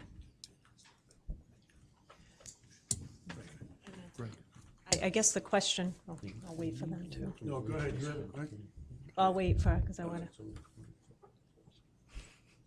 Excuse me, you guys have something? I just have a question with the resolution, so I guess I'll ask you, Nick, or Yes, go ahead. Ed, one of you. Since this was, the 25,000 was at the FTM, the voters approved that 25,000. Should we be putting the year that it doesn't state the year that the electors, approved that? I can't remember, was it 15 or 17? It was 2017. It says Okay. on the resolution itself, there is the fiscal fund. FYI. Oh, right Funds there, from fiscal I missed year it. 2017. The reason for this resolution, the way it is they originally authorized 25,000. Yes. For this.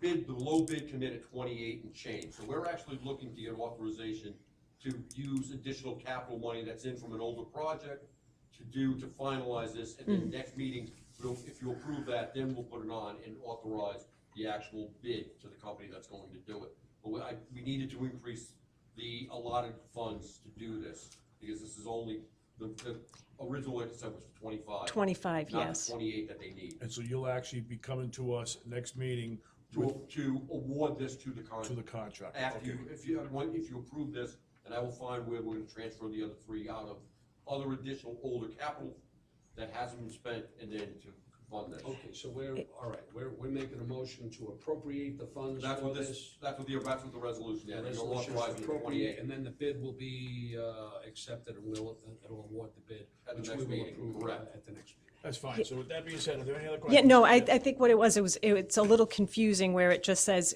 the fiscal year 2017, the 28,000. I think that's where it was just a Yeah, little, yeah. it's. I can see it's- where it got confused. Yeah, That's it what- looks like we have, And that the that's what I wanna voters. do is I want to use the other 3,500 from additional 17 capital that hasn't been expended on another project. Okay.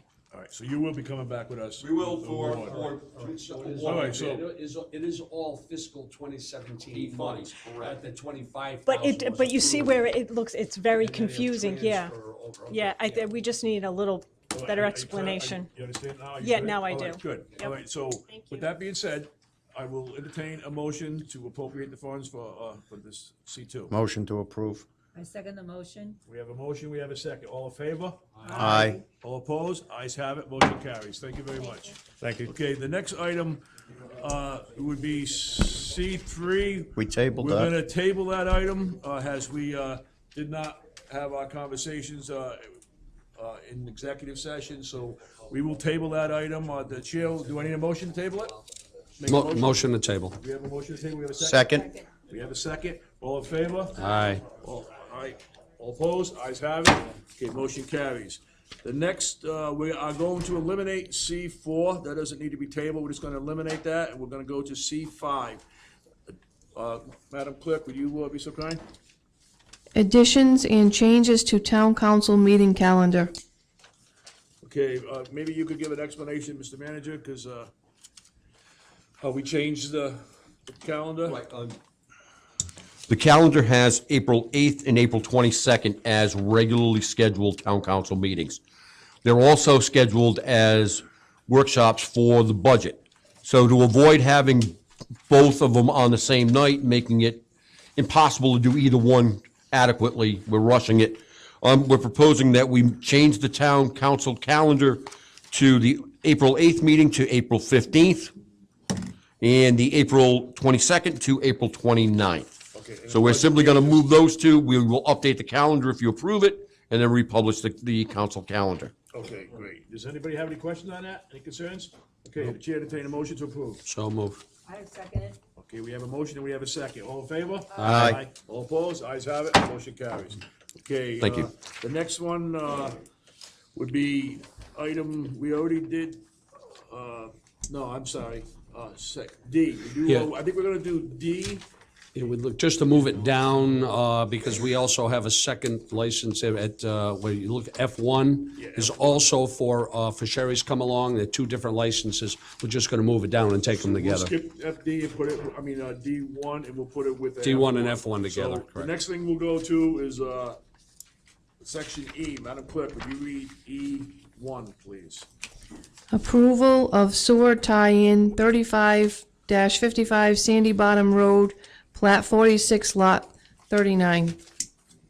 This came forwarded from the sewer subcommittee, approved from the sewer subcommittee, so, I guess if there's no questions on it, the chair will entertain a motion to approve. Motion to approve. We have a motion, do we have a second? Second. We have a second, all in favor? Aye. Aye. All opposed? Ayes have it, motion carries. Okay, the next item on the agenda will be, item number 3, E3, please, Madam Clerk. Town council reappoints one member to the sewer subcommittee. Okay, that one, let me, catching up my paperwork here, I believe. Just give me 1 second. E3. Okay, and this one has to do, with we are going to appoint, Councilman Lavasanair to another term on the sewer subcommittee. All right. Do we need to swear him in, or is it, yeah, as a council member, I don't believe he needs to be sworn in? No, just appointed. No, he's here not for that. Okay, so, the chair will entertain a motion. Motion. I second the motion. We have a motion, we have a second. All in favor? Aye. Aye. All opposed? Ayes have it, motion carries. The next item on the agenda will be item E5, please. Would you be, A resolution by the Coventry Town Council to amend Rhode Island General Law 44-5-2, maximum levy. okay, I don't know who's best to explain that. Mrs. Solicitor, would you be so kind as to explain this? This was something that we discussed at the meeting with the legislators last month, and it was recommended, I believe, by Representative Serpa, who is this, I think, the senior member of our legislative delegation in the House, that we do something very specific to the town of Coventry in amending 44-5-2. And so that's exactly what this does. This allows Coventry to appropriate funds derived from real property developed at the center of New England Business Park beginning in 2019 and annually thereafter for capital improvements. And the assessments for such property shall not be included in the tax levy calculation limitations set forth in subsection B of this section. Subsection B is the section that we wrestle with every year regarding the 4% cap. So this would allow, notwithstanding the 4% cap, for us to allocate certain, or to appropriate certain money to capital improvements that would otherwise be subject to the cap. And of course, the voters would have the final say on that at our all-day referendum, which has now become our financial town meeting. They would have to approve our appropriations as as the council recommends them. So it's not automatic. It still, I think, has to be approved by the voters. It still has to be approved by. the Our overall legislature. budget does, but it gives the flexibility for capital improvements, which have been talked about so much by the council as something we need to do more of. This would allow us to do it. Now, this was your thought last Yes. night, right? Yes. Yes. You want to give a quick explanation on that? Yes, in essence, the same explanation that I had. I actually gave Mrs. Bacon a copy earlier. I don't know if anybody has any of the copies that you still have from there. I still have mine. Still have it. So it was thinking out of the box. Again, we're looking at obviously the resolution and the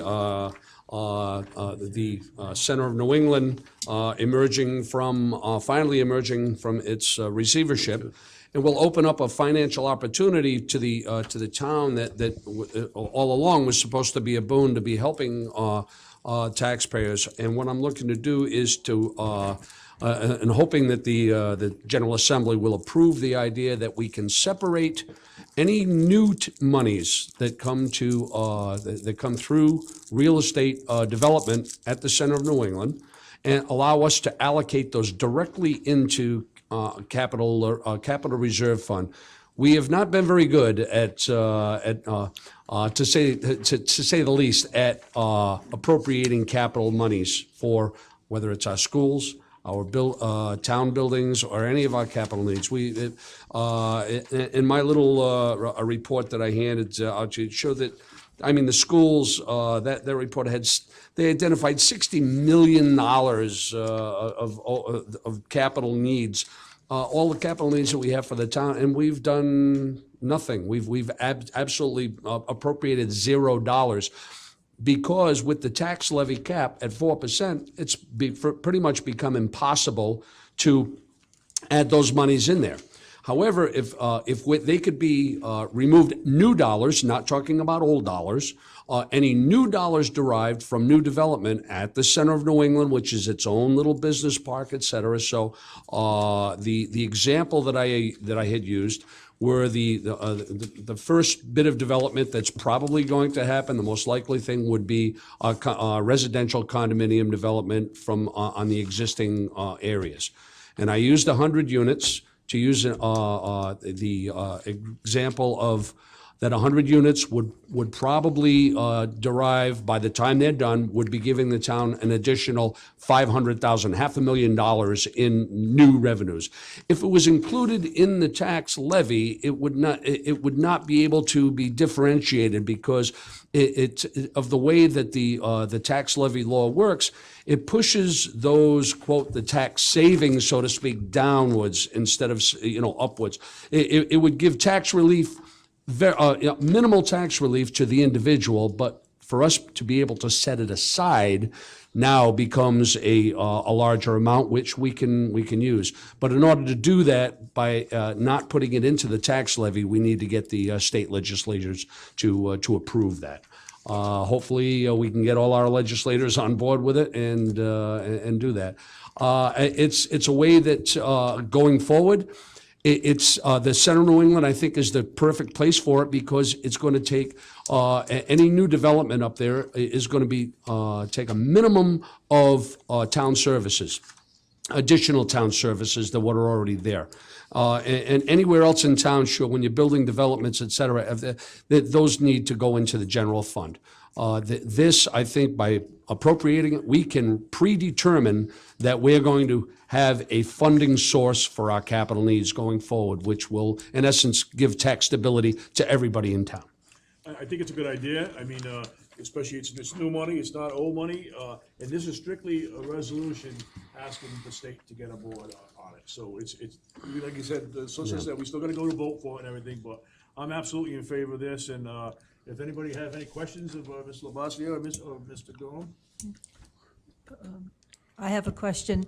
I like the concept, but I don't like the open-endedness of it for undetermined amount of years, because when the money is set aside for capital improvements, I'm sure that all of the taxpayers benefit in some way.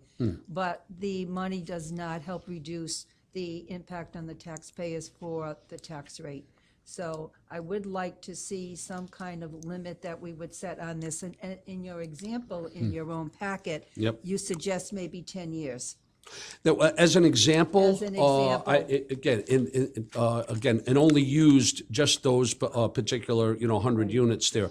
I mean, the way that we talk about it, it's like, well, if we ask for the stars and get the moon, then we have that. It's still the council's choice as to whether, because I think it says may appropriate those funds. It doesn't say shall.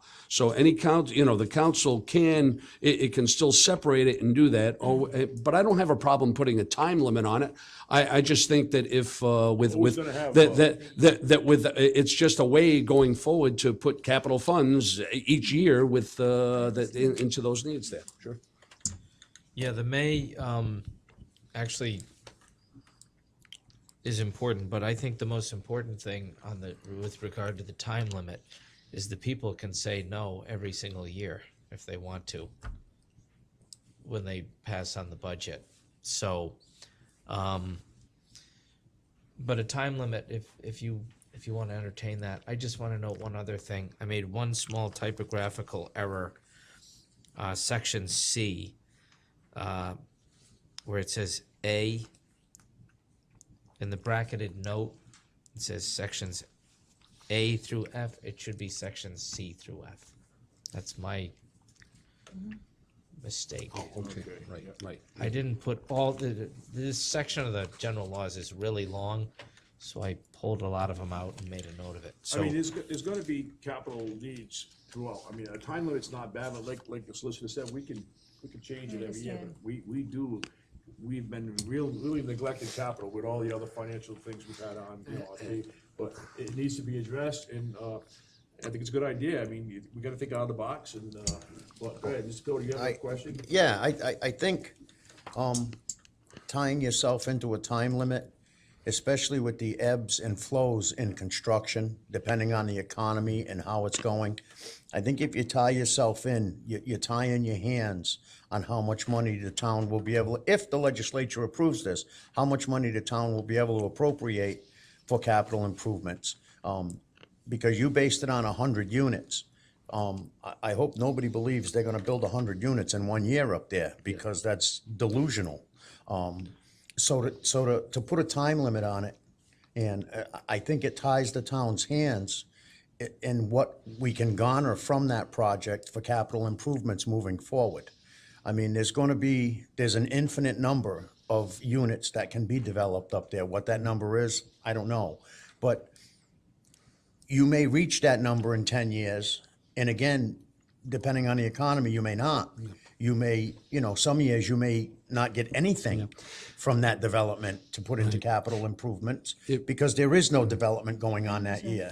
Because I So- think that also, within our charter, it does mention, how many years we're able to hold capital funds. Correct. So if we were at a point where we were unable to, to spend, Lord knows we should have so much money in a capital fund. If we were at a point where we couldn't spend the money or do the capital needs, the council could say, look, we've got too much money in there, we're not going to appropriate that into the capital reserve fund. I really don't see that being. I don't particularly see it happening either, but, maybe somewhere down the road.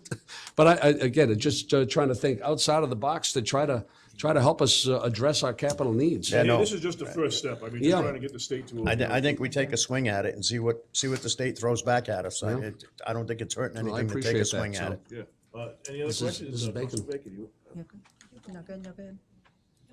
This is the first I'm hearing about it, so, and I did have a lot of questions about it. I'm just not grasping that the whole, these homes or the businesses in the center of New England, if we're not including them in the tax levy calculation, who's taxing, how are we going to, Well, how? there would be any of those funds derived, any of those new monies, not Yeah. existing dollars that are No, already I'm in the talking budget. the new homes Any or new new businesses. money that's going, Yeah. that they're going to be taxed as they're normally taxed. However, those funds would be set aside separately to go directly into a capital reserve fund. The way it is now, if they're put into the general fund with the 4% tax levy, okay, we've already shown that we're unable to address capital needs, and we're still not working up to a 4% tax levy, we're working down to one. So, and normally, if you took say the $500,000, assuming that it's all in one lump, but which we know it's not going to be, but just to make things for illustrative purposes, by taking 500,000 and putting it into the general fund, what in essence it does, it pushes the tax savings, the tax relief down. So someone with a $250,000 home is probably going to save annually $5. So something to that effect, as opposed to not allowing it to go in there. So sure, there's not direct tax relief coming from it, except that with the money that goes directly into the capital, into a capital reserve fund, we don't have to ask any of those people for, So if I'm going to give you tax relief of $5, for us to put capital needs in, it might be raising their taxes $8. So this is it's a way to predetermine setting aside money and removing it from that initial calculation to allow us to derive new money, not different money. That's the way it's all the dollar calculations. And what was the feel of the legislators, as, I wasn't at the meeting? They were actually more receptive than what I thought, because we asked about it in a different way. They said, look, we'll present this, but they felt that it should be Coventry specific. If we tried, and that's what I felt. One of Senator Raptaka's concerns was that, is this meant for anywhere else in town? No. Strictly for that limited development right there, which it's in its own, quote, business park, that one development. It's in a well-defined. Yeah, it's a defined area, knowing right where it comes from, and we have a starting point, which is, here are the developed taxable properties that we have right now. We're at 2019, and now anything derived from there now would be able to be specifically put into a capital fund, which is. What are the cons of doing something like this? I'm sorry? What are the cons of, we have pros and cons, so we're gonna go and, what? Oh, I thought, are there any cons to this? Are there? Think of any. I don't see any cons other than, like I said, when you're throwing it into the general fund, it's just a different way of doing tax relief, as opposed to, again, if we take that little dollar amount, everybody through town, it individually, it really hasn't done us a heck of a lot of good, but collectively in one area, it's going to mean a lot more in the long run. That's just my thought process on it. Again, trying to think of different ways that we can address the needs, and Lord knows we I haven't can- done it. I can certainly tell you from my standpoint, I would rather take a shot with the legislature and asking them to look at this and approve this than I would telling our taxpayers that we now have to go to the legislature and ask them if we can exceed Senate Bill 3050 and go above the 4% cap, because 4% is not going to cut it. And the governor has now ordered, or the legislature has now ordered, that we have a certain amount of capital every year, because it's coming. Yeah. Mandated It's mandated, it's coming. So I'd rather take my shot with the legislature doing it this way, because we have that defined development within very defined lines. I mean, this may not even pass the legislature, but it's a shot, it's a try. We'll see where it goes from the states and ask, you know, and.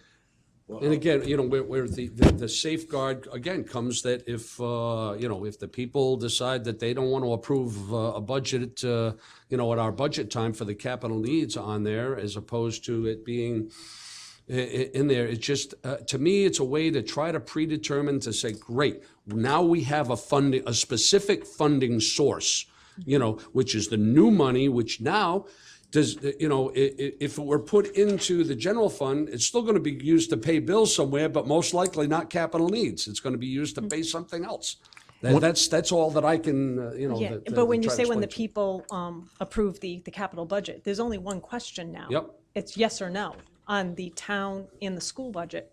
There's no, they're not gonna have. But we'll have a cap- capital figure to put in that budget from what we've Oh, I get, but established. we don't know if the people are rejecting that or if they're rejecting something else. So, I mean, so the people really don't have a choice. I mean, it's, they get the entire budget. They don't Well, get yeah, to, yeah, but it will have the breakdowns as to what we're able to put into, you know, oh, into again, any of the yes, items but in again, doing that. it's just one. Yep. But on the other It's- side of the coin, people won't have a choice when the capital is mandated by the state. They're not gonna have a choice to have to pay that capital. So whether it be comes out of the 4% levy, Again. you know, it's still gonna have to be paid, you know. The school department this year has to set aside 1.5% of their budget to all the way up to 3% over the next couple of years. For capital only, that has Get to for the match matching- that to that get the percent. matching funds. That money alone has to come from somewhere. One of the things I did was we ran the numbers this year versus last year. And our levy, actually, if 3050 wasn't in play, keeping the same tax rate this year with the amount of property that we have on the roll versus the amount of property that we had on the roll last year, we would have generated an additional $780,000 in tax revenue. And I don't like using the word revenue for tax, but money from property tax for the town.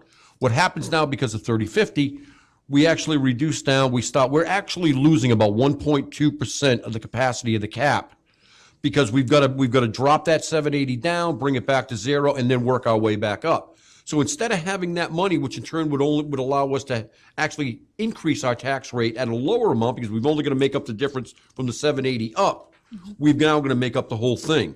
So by doing this, it takes some of that development, takes it out, gives us money on it. And in this case, capital only, to do those projects we need. We've got capital requests for about $11 million, not counting everything that needs to go on in the school. As far as burning this up, it's going to be years before, 30 years if we were lucky. This is not a save all. This is not. It is not. It's a start. I mean, if the legislators approve it, this is definitely a good start towards moving it. Again, we've got two separate budgets that we're going to have to use capital for between us and the school department. So this is 500 sounds like a lot, but the reality, when you look at the needs for this town and the needs, especially for the school department with their buildings, it's a drop in the bucket to what needs to be done. So asking to do a limited number of years, I think, wouldn't be in the best for the town. I think leaving that open and being able to put it in if we've got it, if we need it, and if we don't need it, then it can go back in, and it can readjust the levy real simple if it didn't go back into it. I mean, the system is designed to be able to handle that kind of change in the numbers. Actually, and if I may, and with in my example, when I used the time, that was actually at a suggestion of it was a tax assessor. It wasn't our tax assessor, but it was at a suggestion, and I used it as an example. And the more I thought about it, I said, nah, I don't. I would rather present it as just there it is. It allows us to do what we will with those extra dollars, which it's going to be spending it on things that the people need, which are our capital needs. It's not meant to circumvent. It's just a way that we can, actually derive those funds and set them aside for our capital funds. I greatly appreciate your creativity in coming up with this idea. I would feel much more comfortable if there were a time limit, because I believe that when there is money, people will spend it. We would not be as cautious. So I like the idea. If it had a time limit, then I could approve it. Right now, I'm not in favor of approving this, only because there's no time limit. Okay. If there were a time limit, then I think it's a great idea. And it's still a great idea. And it's something that may get suggested at the state level. It may I have think a there's a- suggestion from them. I think it may be a better chance of passing if there were a time limit. Okay, with that being said, are there any other questions? Okay, well, this is, like I said, this is an answer to the letter resolution sent to the state, so the chair will entertain a motion. Motion to approve. We have a motion to approve. Do we have a second? I'll second. And again, now, just one more on that. Mrs. Dixon, I really appreciate, your stance and on that. And I would, if normally, I would agree with you and do that. But what I want to do is I want to take I want the suggestions that come from that, from the legislators, if that's what they're going to need to make it pass, I can to put it understand through that. and do that. So in essence, understand. I appreciate, everything. Okay, thank you. But Okay, there's so- my second. All right, so we have a motion, we have a second. All in favor? Aye. Aye. All opposed? Aye. Okay, motion carries 3-2. Okay. Okay, the next item on the agenda, we're gonna bring over D1, even though we don't need a public hearing on D1, so, Madam Clerk, if you would read D1 for us. You know what, we've been asked for, because we have been at it for 2 hours, for a 5-minute recess. So, we're gonna take a 5-minute recess for anybody to do what they have to do. Yeah. Okay. No more water on me. All right. Sorry.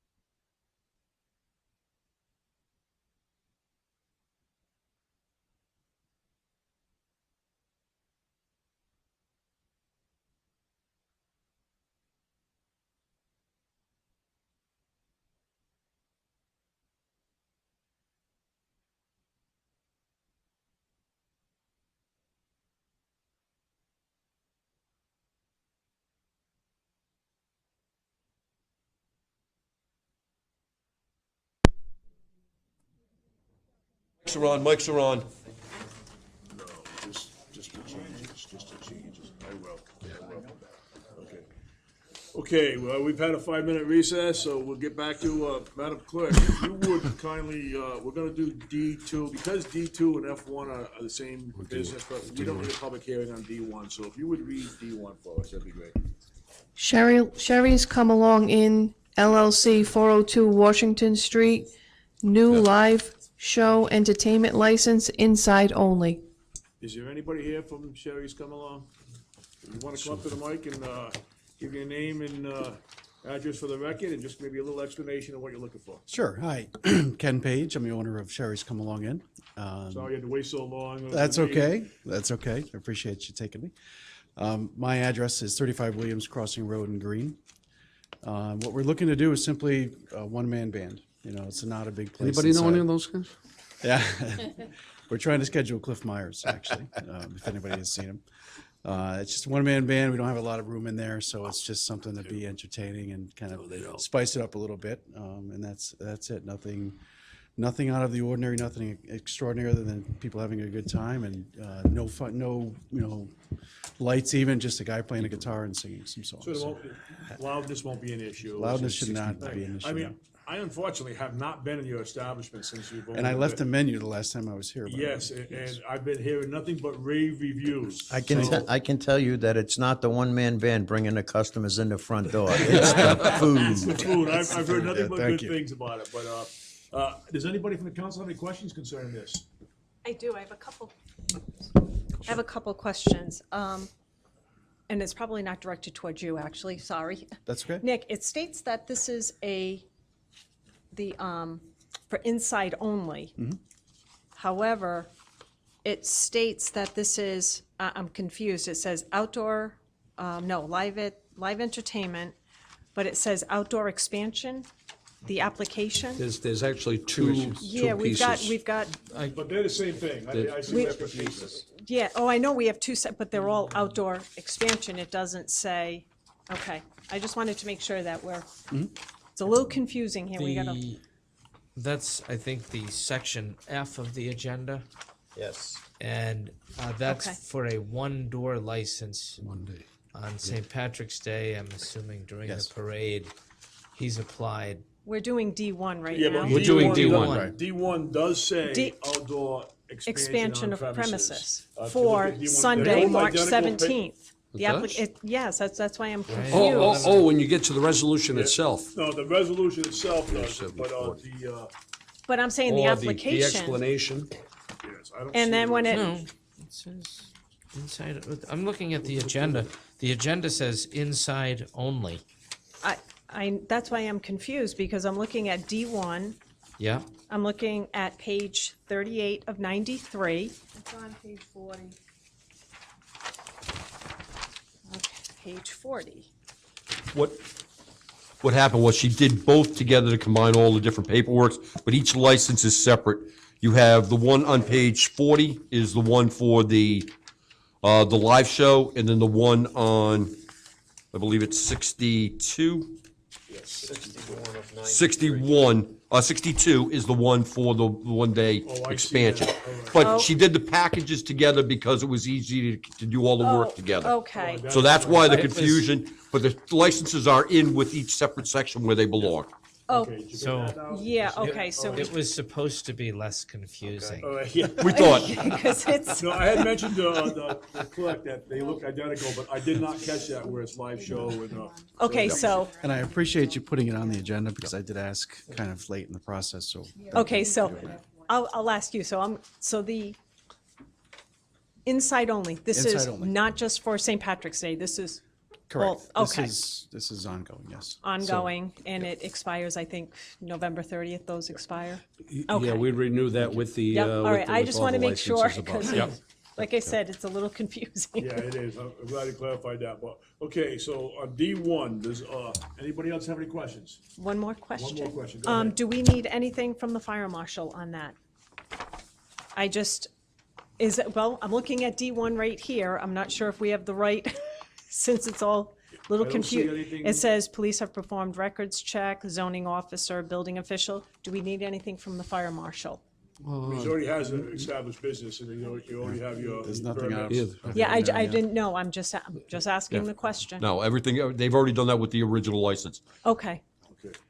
All right, with that being said, if nobody else has any other questions, the chair will entertain a motion for the live show request. Motion to approve. Motion to approve. Do we have a second? I second the motion. We have a second. All in favor? Aye. All opposed? Ayes have it. Motion carries. Your license to a live show. The next one, which will be, I believe it's a public hearing, so the chair will entertain a motion to open public hearing. So moved.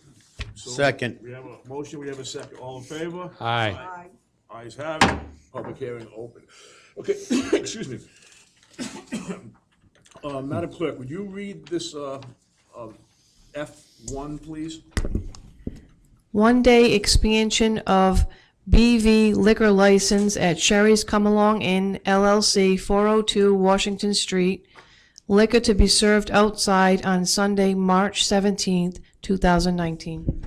Okay, before we discuss anything, maybe you could just give a little explanation of that. Sure, We have absolutely. a map of the taxpayers have a want map, to hear but, what's yeah. up.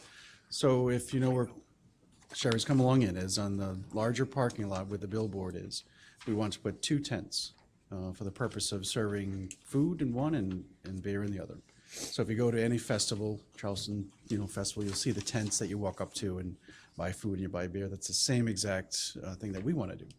So we'll serve a very limited menu, things, a secret item that I can't tell you because my chef told me not to, but it'll be great. You can hold it in your hand. Things like Reubens, hot dogs, hamburgers, fries, that's it. And then in the second one, we'll have green beer and Guinness. So literally, when we were there last year watching the parade, everybody was just hanging out in the parking lot. So we said, well, why not? Do something like this, and always make it more festive, make it something that you can enjoy, you can hang out and watch the parade. That doesn't hurt that they line up right across the street. That's right. Yeah, it doesn't hurt at all. No, and during the parade, you don't have to pay for music. Yeah. That's right. So does anybody from the council have any questions concerning this? I have some questions. Well, can we let the public Sure. talk first, see if they, a Well, public yeah, but if hearing? we answer, yeah, but let's answer the questions from the council and then we. Didn't know if anybody else yeah, would have yeah. anything to say, and we can close public hearing and move into our business. Okay. Yeah, the public hearing Well, is public open. hearing's open, So does so I anybody think- from the public have any comments, any questions, concerns? Oh, You may yes, come up, there sir. you go. Come up to the mic and give your name and address for the record, please.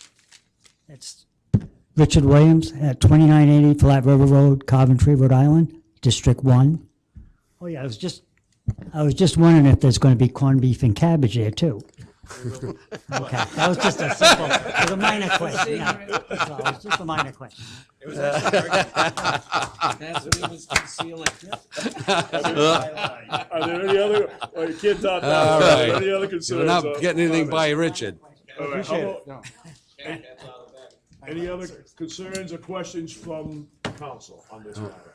Yes. I'd like to make a motion that we close public hearing so the council can discuss it. Well, I think we can discuss it in open. Okay. So we can discuss it and maybe some of the questions or concerns will get answered. So go ahead, Councilwoman Bacon. Okay, with this, on the application, I know it's outdoor expansion for just one day. Do we need to put on the application that this is just one day? It will be on the one-day license they receive. Okay, and license fee, it says the cost to be determined.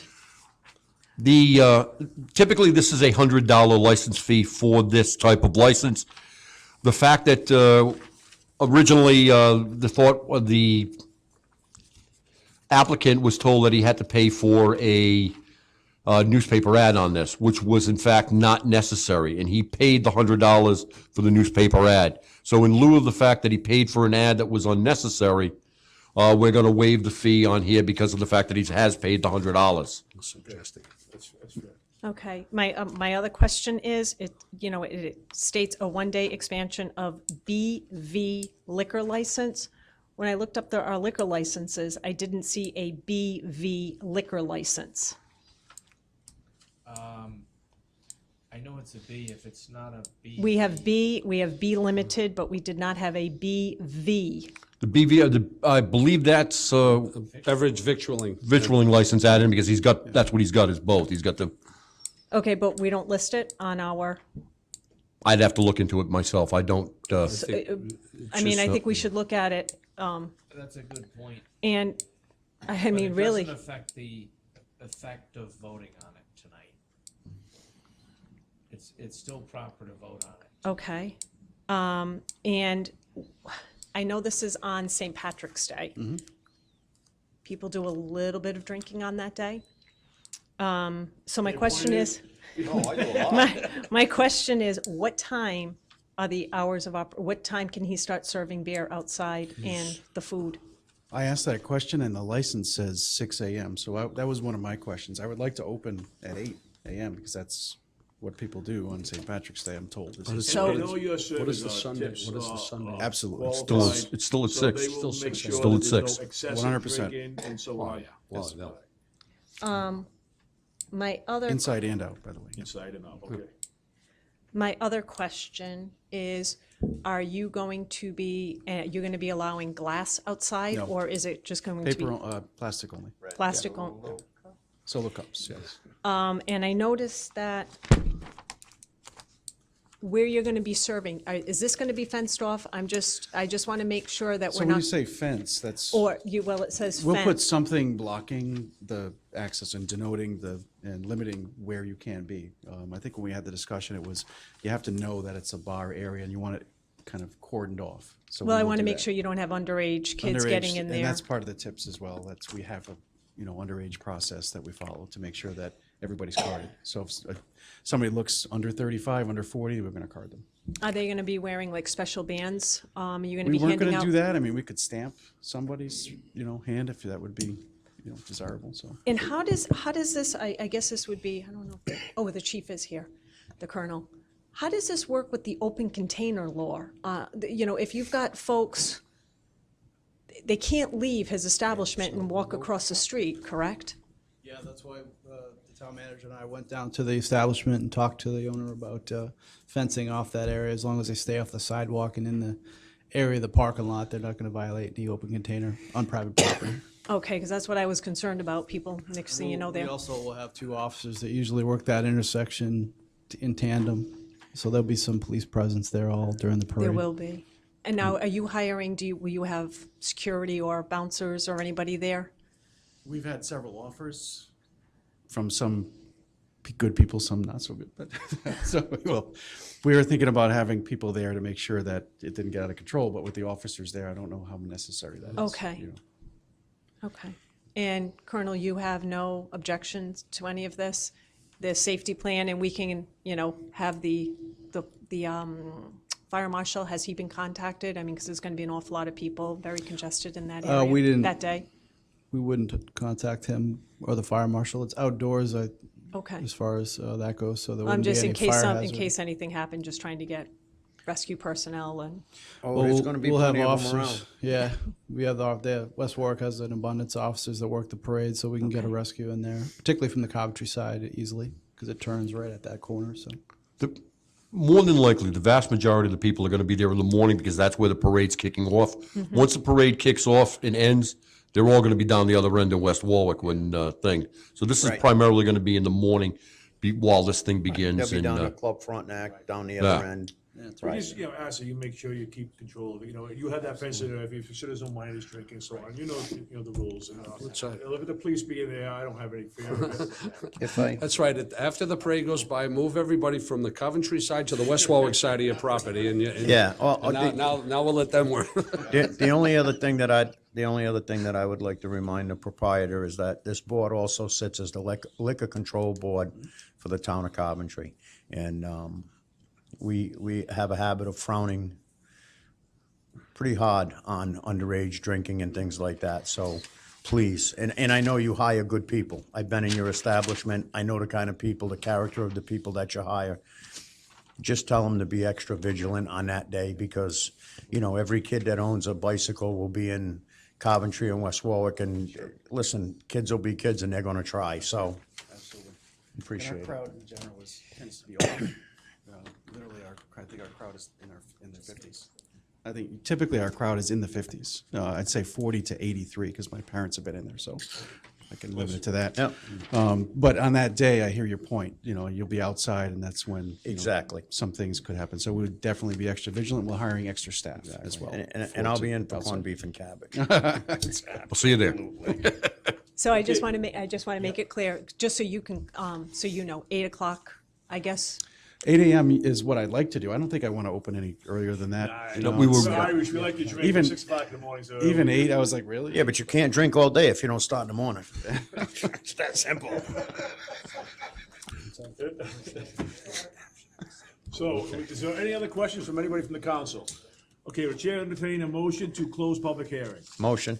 We have a second. Second. We have a second. All in favor? Aye. All opposed? Ayes have it. Public hearing closed. The chair will entertain a motion to approve this, one-day, Motion. So, yeah, and I'll second, now with the motion, with the approved site plan that they have there. we did have a site plan, yeah. Yes. Okay, great. So the chair, you have a And motion? yeah, Motion. he had the motion and I'll We have a second it. second. All in favor? Aye. All opposed? Ayes have it. Motion carries. Good luck, sir. Thank you. And, We'll see you on St. Patty's Day. I'll see you on St. Patty's Day.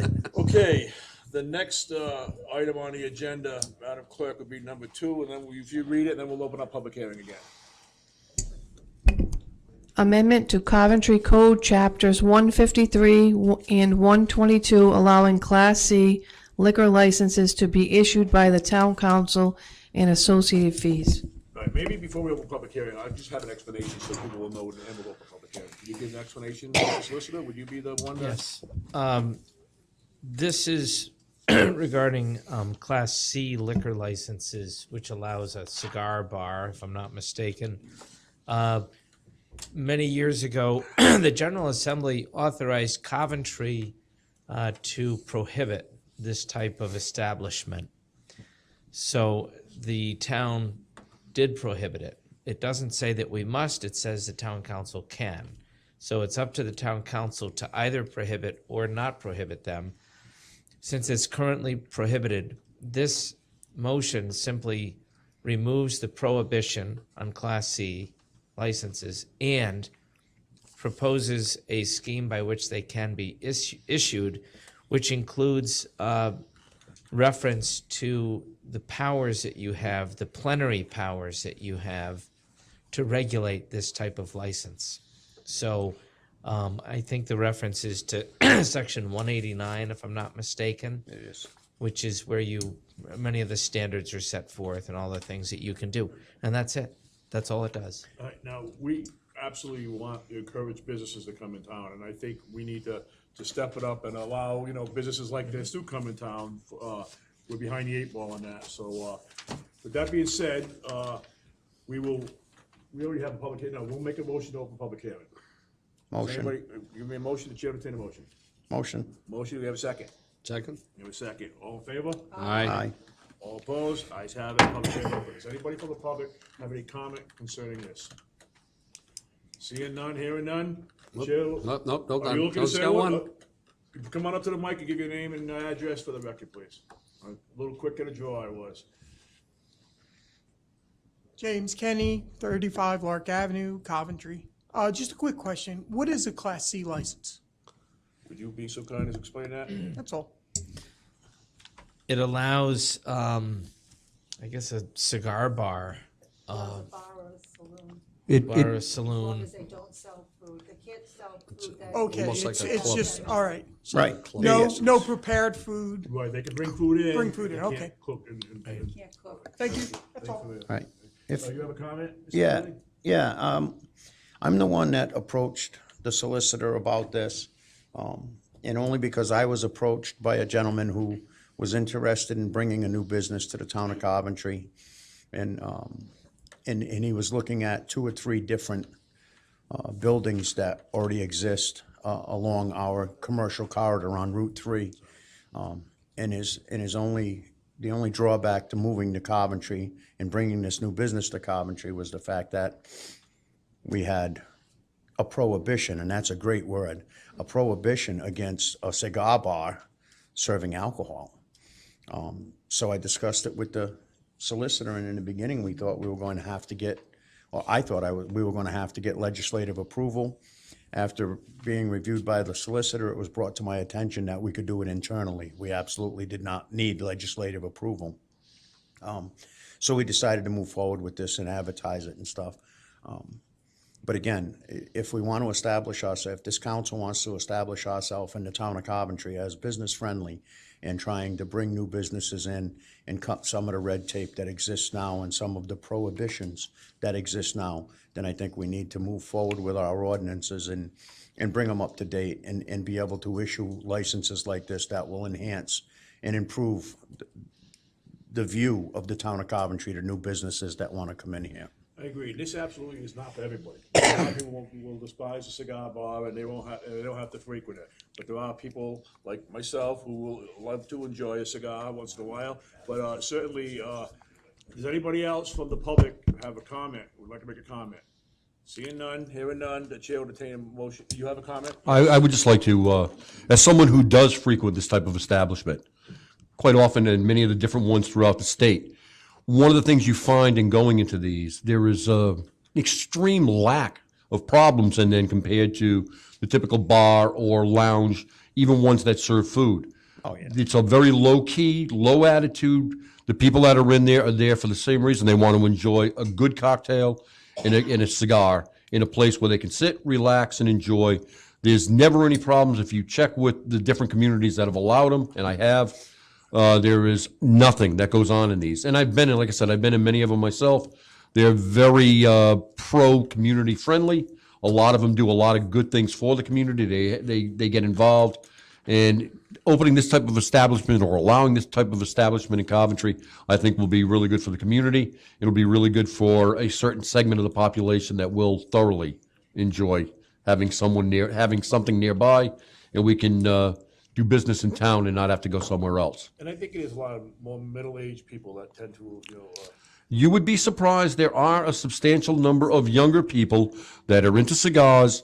And by cigars, I mean the premium, Good hand-rolled, good cigars. Not the crap you buy at the convenience store there. You will see people in there buying cigars at $12, $15, $20, $25 a cigar. I mean, they're not cheap. They have less expensive ones, but you will see a lot of the better grade cigars going out. It is it's a great place to go sit and Just broke relax. Kerry's heart. He can't get a blunt there. I can't go in. I'm pretty sure that they will not be carrying them, but Wait a minute. So with that being said, does anybody else have any questions, any comments? Yes. When this issue was brought up at the last meeting, I suggested that we did not need an ordinance, that we could just archive this ordinance, because we have full rights as a town council to be the licensing board for any kind of liquor license, and that we could so issue it. So just want to know why we're still going this route of amending an ordinance which we don't need anymore.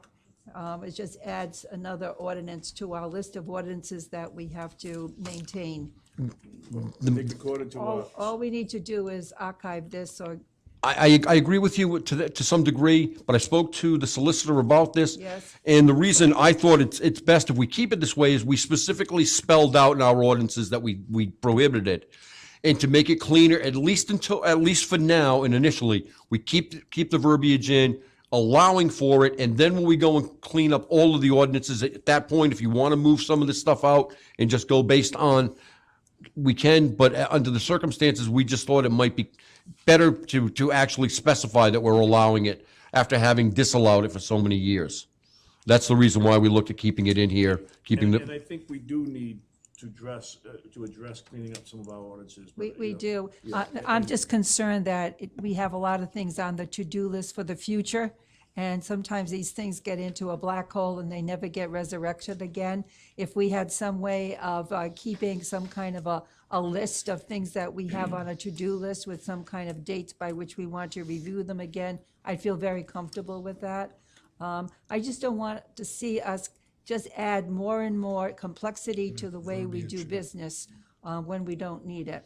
because we do have the rights, I am gonna have a conversation with you in the near future You about are. taking care of. but not at the cigar bar. No, not at the cigar bar, probably not. But, And he's got your seat already marked there and spot. Nice comfy leather seats. Oh, you can? Yeah. Harry, if it's gonna take a blunt to get you there, I can. Anyway, Okay. we are gonna address some of these concerns. you I have. think I do think it need needs to be do that, addressed, yeah. but I think you made a good point of just passing this as it is, as it stands, and then we can move from there. I believe that Councilmember Dixon may be right, though. I think that it's quite possible that the State Enabling Act that gives this council plenary authority to regulate liquor, every license, may be enough, and it's possible that we could just repeal the whole thing. I see exactly what you're saying. I just wanted to err on the side of caution here, and if I err as many previous councils and solicitors have erred. But your point is well taken, and if the council wants me to, I'll do a study and see. I don't think it would take that much time. Can we just repeal everything, and really, will it change our status? I don't think it will. I think you may be right. Is that conciliatory enough? Well, it's 9:30 in the evening. That's right. I'm just saying that I'm raising the issue that I raised 2 meetings ago, or last meeting. And I'm just asking, has anyone considered that? I just don't want to see a long to-do list of things we're going to take care of in the future when it's possible to do something. I'm not going to stand in the way of this, but I just wanted to reiterate again that I'm looking for simplicity and consistency in how we do business. It's a point well taken. Thank you. That's it. You have any questions, concerns? No, I was just gonna say the same thing, but Okay, yeah. if Nick is gonna look into it and it goes on our to-do list. Yeah, I think that's a good idea, I really do, but. Yeah, because we don't, any of the other licenses, we don't have ordinances for it. This would be the only one, so.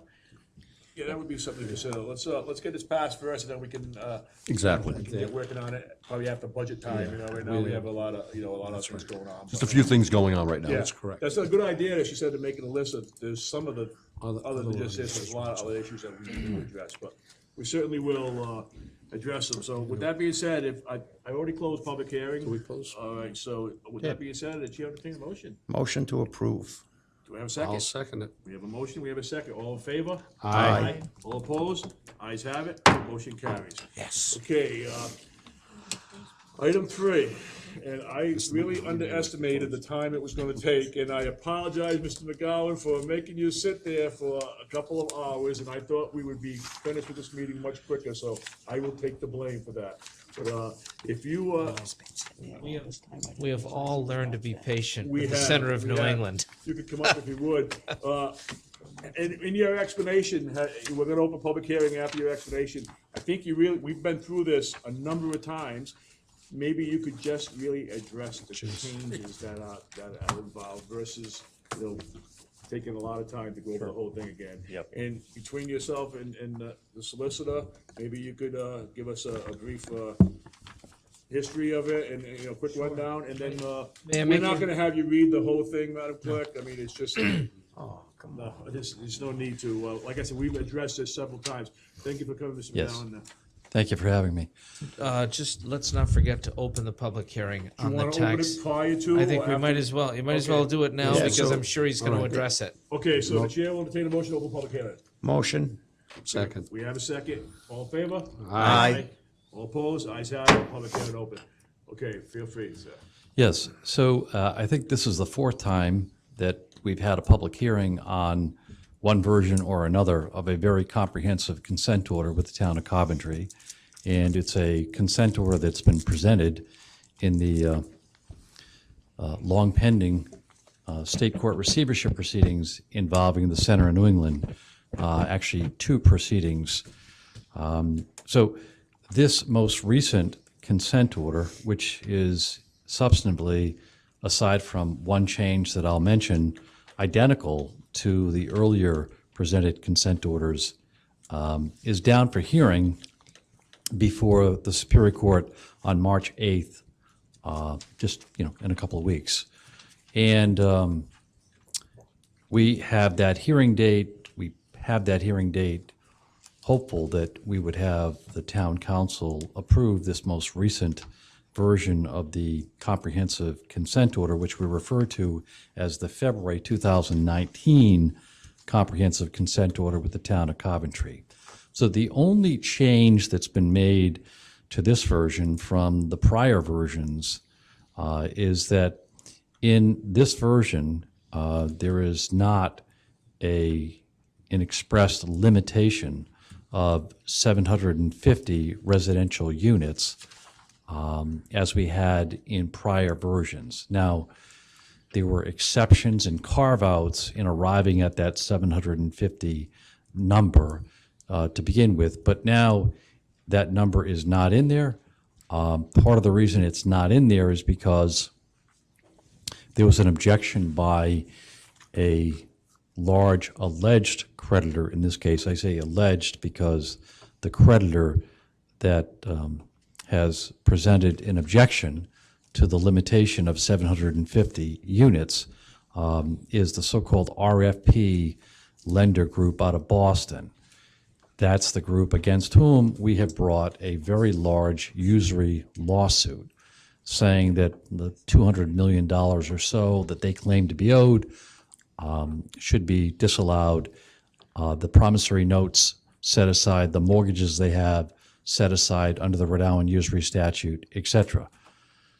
There's a lot of litigation that is still pending with them about that, but for present purposes, they still have a claim. It has not been allowed. It has not been disallowed. They still have a claim. They were objecting to the 750 limitation. So the that cap of 750 is no longer in this consent order. The consent order, however, has a number of provisions in it that require us to go forward and essentially abide by a master plan approval and also get whatever approvals are needed as specified in this consent order from the town planning board. So it'll be a situation where the natural forces of the market will determine how many units will eventually be put up there. And I think I heard Council Member Cody make a comment at one of the earlier sessions about not being able to sell out 100 units in a year.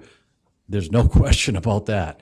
The absorption rate that people are looking at here would be anywhere between 20 and 40 units on a very good year to be absorbed. So even if there was a limitation of 750, which there is not anymore in this proposal, it would be years and years and years before we would ever hit that limitation. So that's where we are. The consent order has been long negotiated. I wouldn't say fought over because we are moving in the same direction. We have myself in the town and the town council members have a number of shared goals here, including to try to make the center of New England as aesthetically and financially attractive as possible. And I feel quite confident that this consent order will go a long way toward achieving that. In the midst of all of these changes to bring everybody up to speed, as Councilmember McGee asked me to do, in the midst of all of this, we still have a buyer who is prepared to go forward and pay $1,445,000 for the 29 lots in the Highlands. And those are what are 29 vacant lots in the Highlands. And despite all these changes, despite all the sort of ups and downs, despite a new judge being appointed in the case, that buyer is still hanging in there with me, with us, to try to get this deal done. And if that deal is done, as I am confident now, it will be done, there'll be a very significant amount of money that will be paid both in the short term and in the long term to the town of Coventry for, among other things, sewer use charges and sewer assessments and the like. So that's where we are. This is the final version. I did speak earlier today to the attorney for the RFP lenders. He assured me that if this consent order is approved by the town council with no cap of 750 units, that he will not present any objection to the approval of this consent order by the Superior Court. The only party that will object to the consent order is the same party that has objected to Everyone. almost literally every single paper I have filed in the receivership proceedings. And we're prepared to respond once again to the objections that that party will raise. So I'd be happy to answer any questions that any member may have. Can I just make a point that for the taxpayers know, Mr. McGowan is working on this for quite a few years. We spent countless hours in council chambers, in executive session discussing this. Been a lot of work put into it. Also, the fact that we're getting the 750 homes limit taken off, it still has to go in front of the planning commission. It's still, there's no guarantee. We can't tell how the planning commission is gonna vote maybe in, 15 years from now, when we, 20 years when it gets to that limit. But am I correct in saying that, Mr. Solicitor? We still gotta go in front of the planning commission, on these future developments. The consent order specifically provides that the planning commission and every town agency retains all police power over the mall, unless otherwise specified in here, in the order. And, So basically, we're just removing verbiage, so they don't, I'm not really having a limit. But Most- before it got to where it was an issue, the town council can act at any time. yes. And the planning commission, and cease, any more development or whatever. Most of the adjustments made by the consent order pertain to financial conditions, which were wrought by the failure of the mall that brought it into receivership. We're not gonna get into that, it's a long and sad story. But the regulatory power of the town is, by and large, completely reserved to the council, as it must be. Okay, Because that's something you can't bargain away anyway. I'm sure we have some questions amongst the council, so why May- don't we, have may the I council- Oh. I'm sorry, go ahead. I just want to preface one thing so that you might focus the questions on this, because we're doing the public hearing on the tax treaty, and the law that was passed in 1997, when this mall was created, allowed for the tax treaty. I think the law was probably passed specifically for this project. It was. You must make a determination tonight in order for the tax treaty to have effect. In other words, for it to be valid. And it's right in the general law. I'm just going to read it to you, and this may help you formulate some questions for Mr. McGowan or just in general. After public hearings, at least 10 days' notice of which is given in a newspaper having a general circulation in the town. For the record, we have done that. We ran such an ad well more than 10 days before this hearing. The town council determines that, 1, granting of the exemption or stabilization of taxes inures to the benefit of the town by reason of,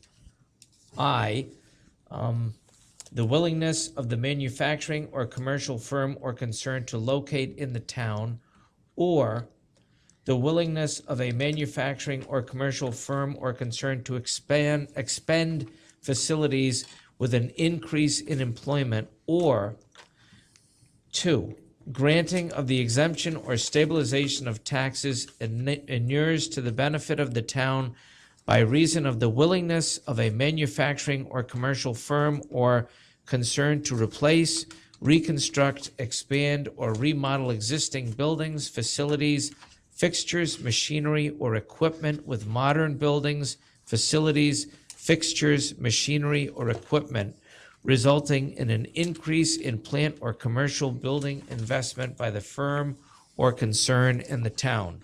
So with regard to the commercial portion of this mall, this tax stabilization agreement, you have to determine,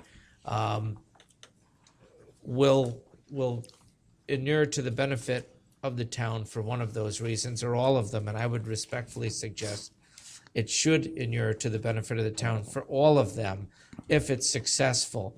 And just to make sure we remember, we've talked a lot about residential development. This treaty does not apply to residential development. If you read the determination that you need to make, it's only regarding commercial development, which was the original purpose of the mall. So having read that preface to you, we have to make that determination. So we can do that at the end of the hearing, but you might want to ask some questions about Okay, it. does Thank anybody you. from the council have any questions? Yes, Matthew, did they sign back on? Because I know at one time they supported this agreement, the lenders up in Yes. Boston. At Yes. one ti- Now what I'm hearing you say is that they won't enter any objection Yes. to the agreement. Have they signed back onto it if we take that 750 number out? They were not a signatory to the party, to the agreement. They really weren't a party to the agreement. But you're right. Well, with that being Councilmember said, Gordon, they weren't a signatory to the agreement, but Yes. they had a right to oppose it. They did. So they didn't oppose it initially. Then they did oppose it, and now this version, they told us that they will not oppose it. So I haven't heard them say that they're in favor of it. Right. I think if we ask them off the record, are you in favor of it? Well, why, they were in favor of it in the first version of it, yes. So I have to believe, almost by deduction, but without a declarative sentence from them saying so, that they are in favor of it, Okay. yes. All right, so we're safe moving forward, and we're still looking at the same time schedule from the judge, over and done with by the end of the fiscal year. She wants to settle this out, and that's going to be the end of it. That's what she indicated in January. We're hopeful that we're all going to be aligned on that. She has taken on a couple of additional very large matters in the case that we're waiting to get decisions from her on. But I believe she is a person of her word, and that she will do what she can do to make sure that this thing is wrapped up as much as possible by the end of this calendar year. There were a couple of matters that were pending before the Rhode Island Supreme Court in this matter. Those have been dismissed. So there are some things that are being cleaned up. And this is a very important piece of what is a large puzzle that we're trying to put together here. We actually want to see this move. We've been wanting this for quite a while, so Yes. have you, I'm Oh, sure. yes. But I'm sure there's more questions from the council. Are there any questions? No? Mr. Bacon, do you have any questions? No, great. Mr. Mavas there? Nope. Okay, we will. But I understand it anybody completely. from the public want to comment or ask a question on this matter? Seeing none, hearing none, the chair will entertain a motion to close public hearing. Motion to close. Second. We have a second. All in favor? Aye. All opposed? Ayes have it. Public hearing closed. Okay, the chair will entertain a motion to approve this. I'll make Along that- with a I'll finding. make that motion. I would recommend, along with the finding, a determination that it meets the criteria that I talked about from the general laws regarding the tax stabilization. A motion is our solicitor stated that. No, you can, it's fine to make reference. I narrowed it down to 3. And I think you can safely say that it will have a positive, it will inure to the benefit of the town in all 3 respects that the statute requires you to make the finding on. All right, I get it. So you want to make that motion, Greg? I will make that motion. All right, do we have a second? Second. We have a second. All in favor? Aye. All opposed? Aye. Okay, ayes have it. Motion carries. Okay, thank you very much. Thank you. I'm sorry to make you wait. I Okay. really thought the meeting was gonna move quicker, but it was, my bad. So I Thank owe you. We'll come to that cigar bar and I'll buy you a cigar. I didn't tell you about the prices on the scotches, did I? Yeah. Okay, I think, with that being said, public comment will be in order. Does anybody from the public wish to state anything? Seeing none, hearing none, a motion to adjourn will be in order. Motion to adjourn. Do I have a second? We have a motion, we have a second. All in favor? Aye. All opposed? Ayes have it. Motion, meeting adjourned. Thank you very much, people.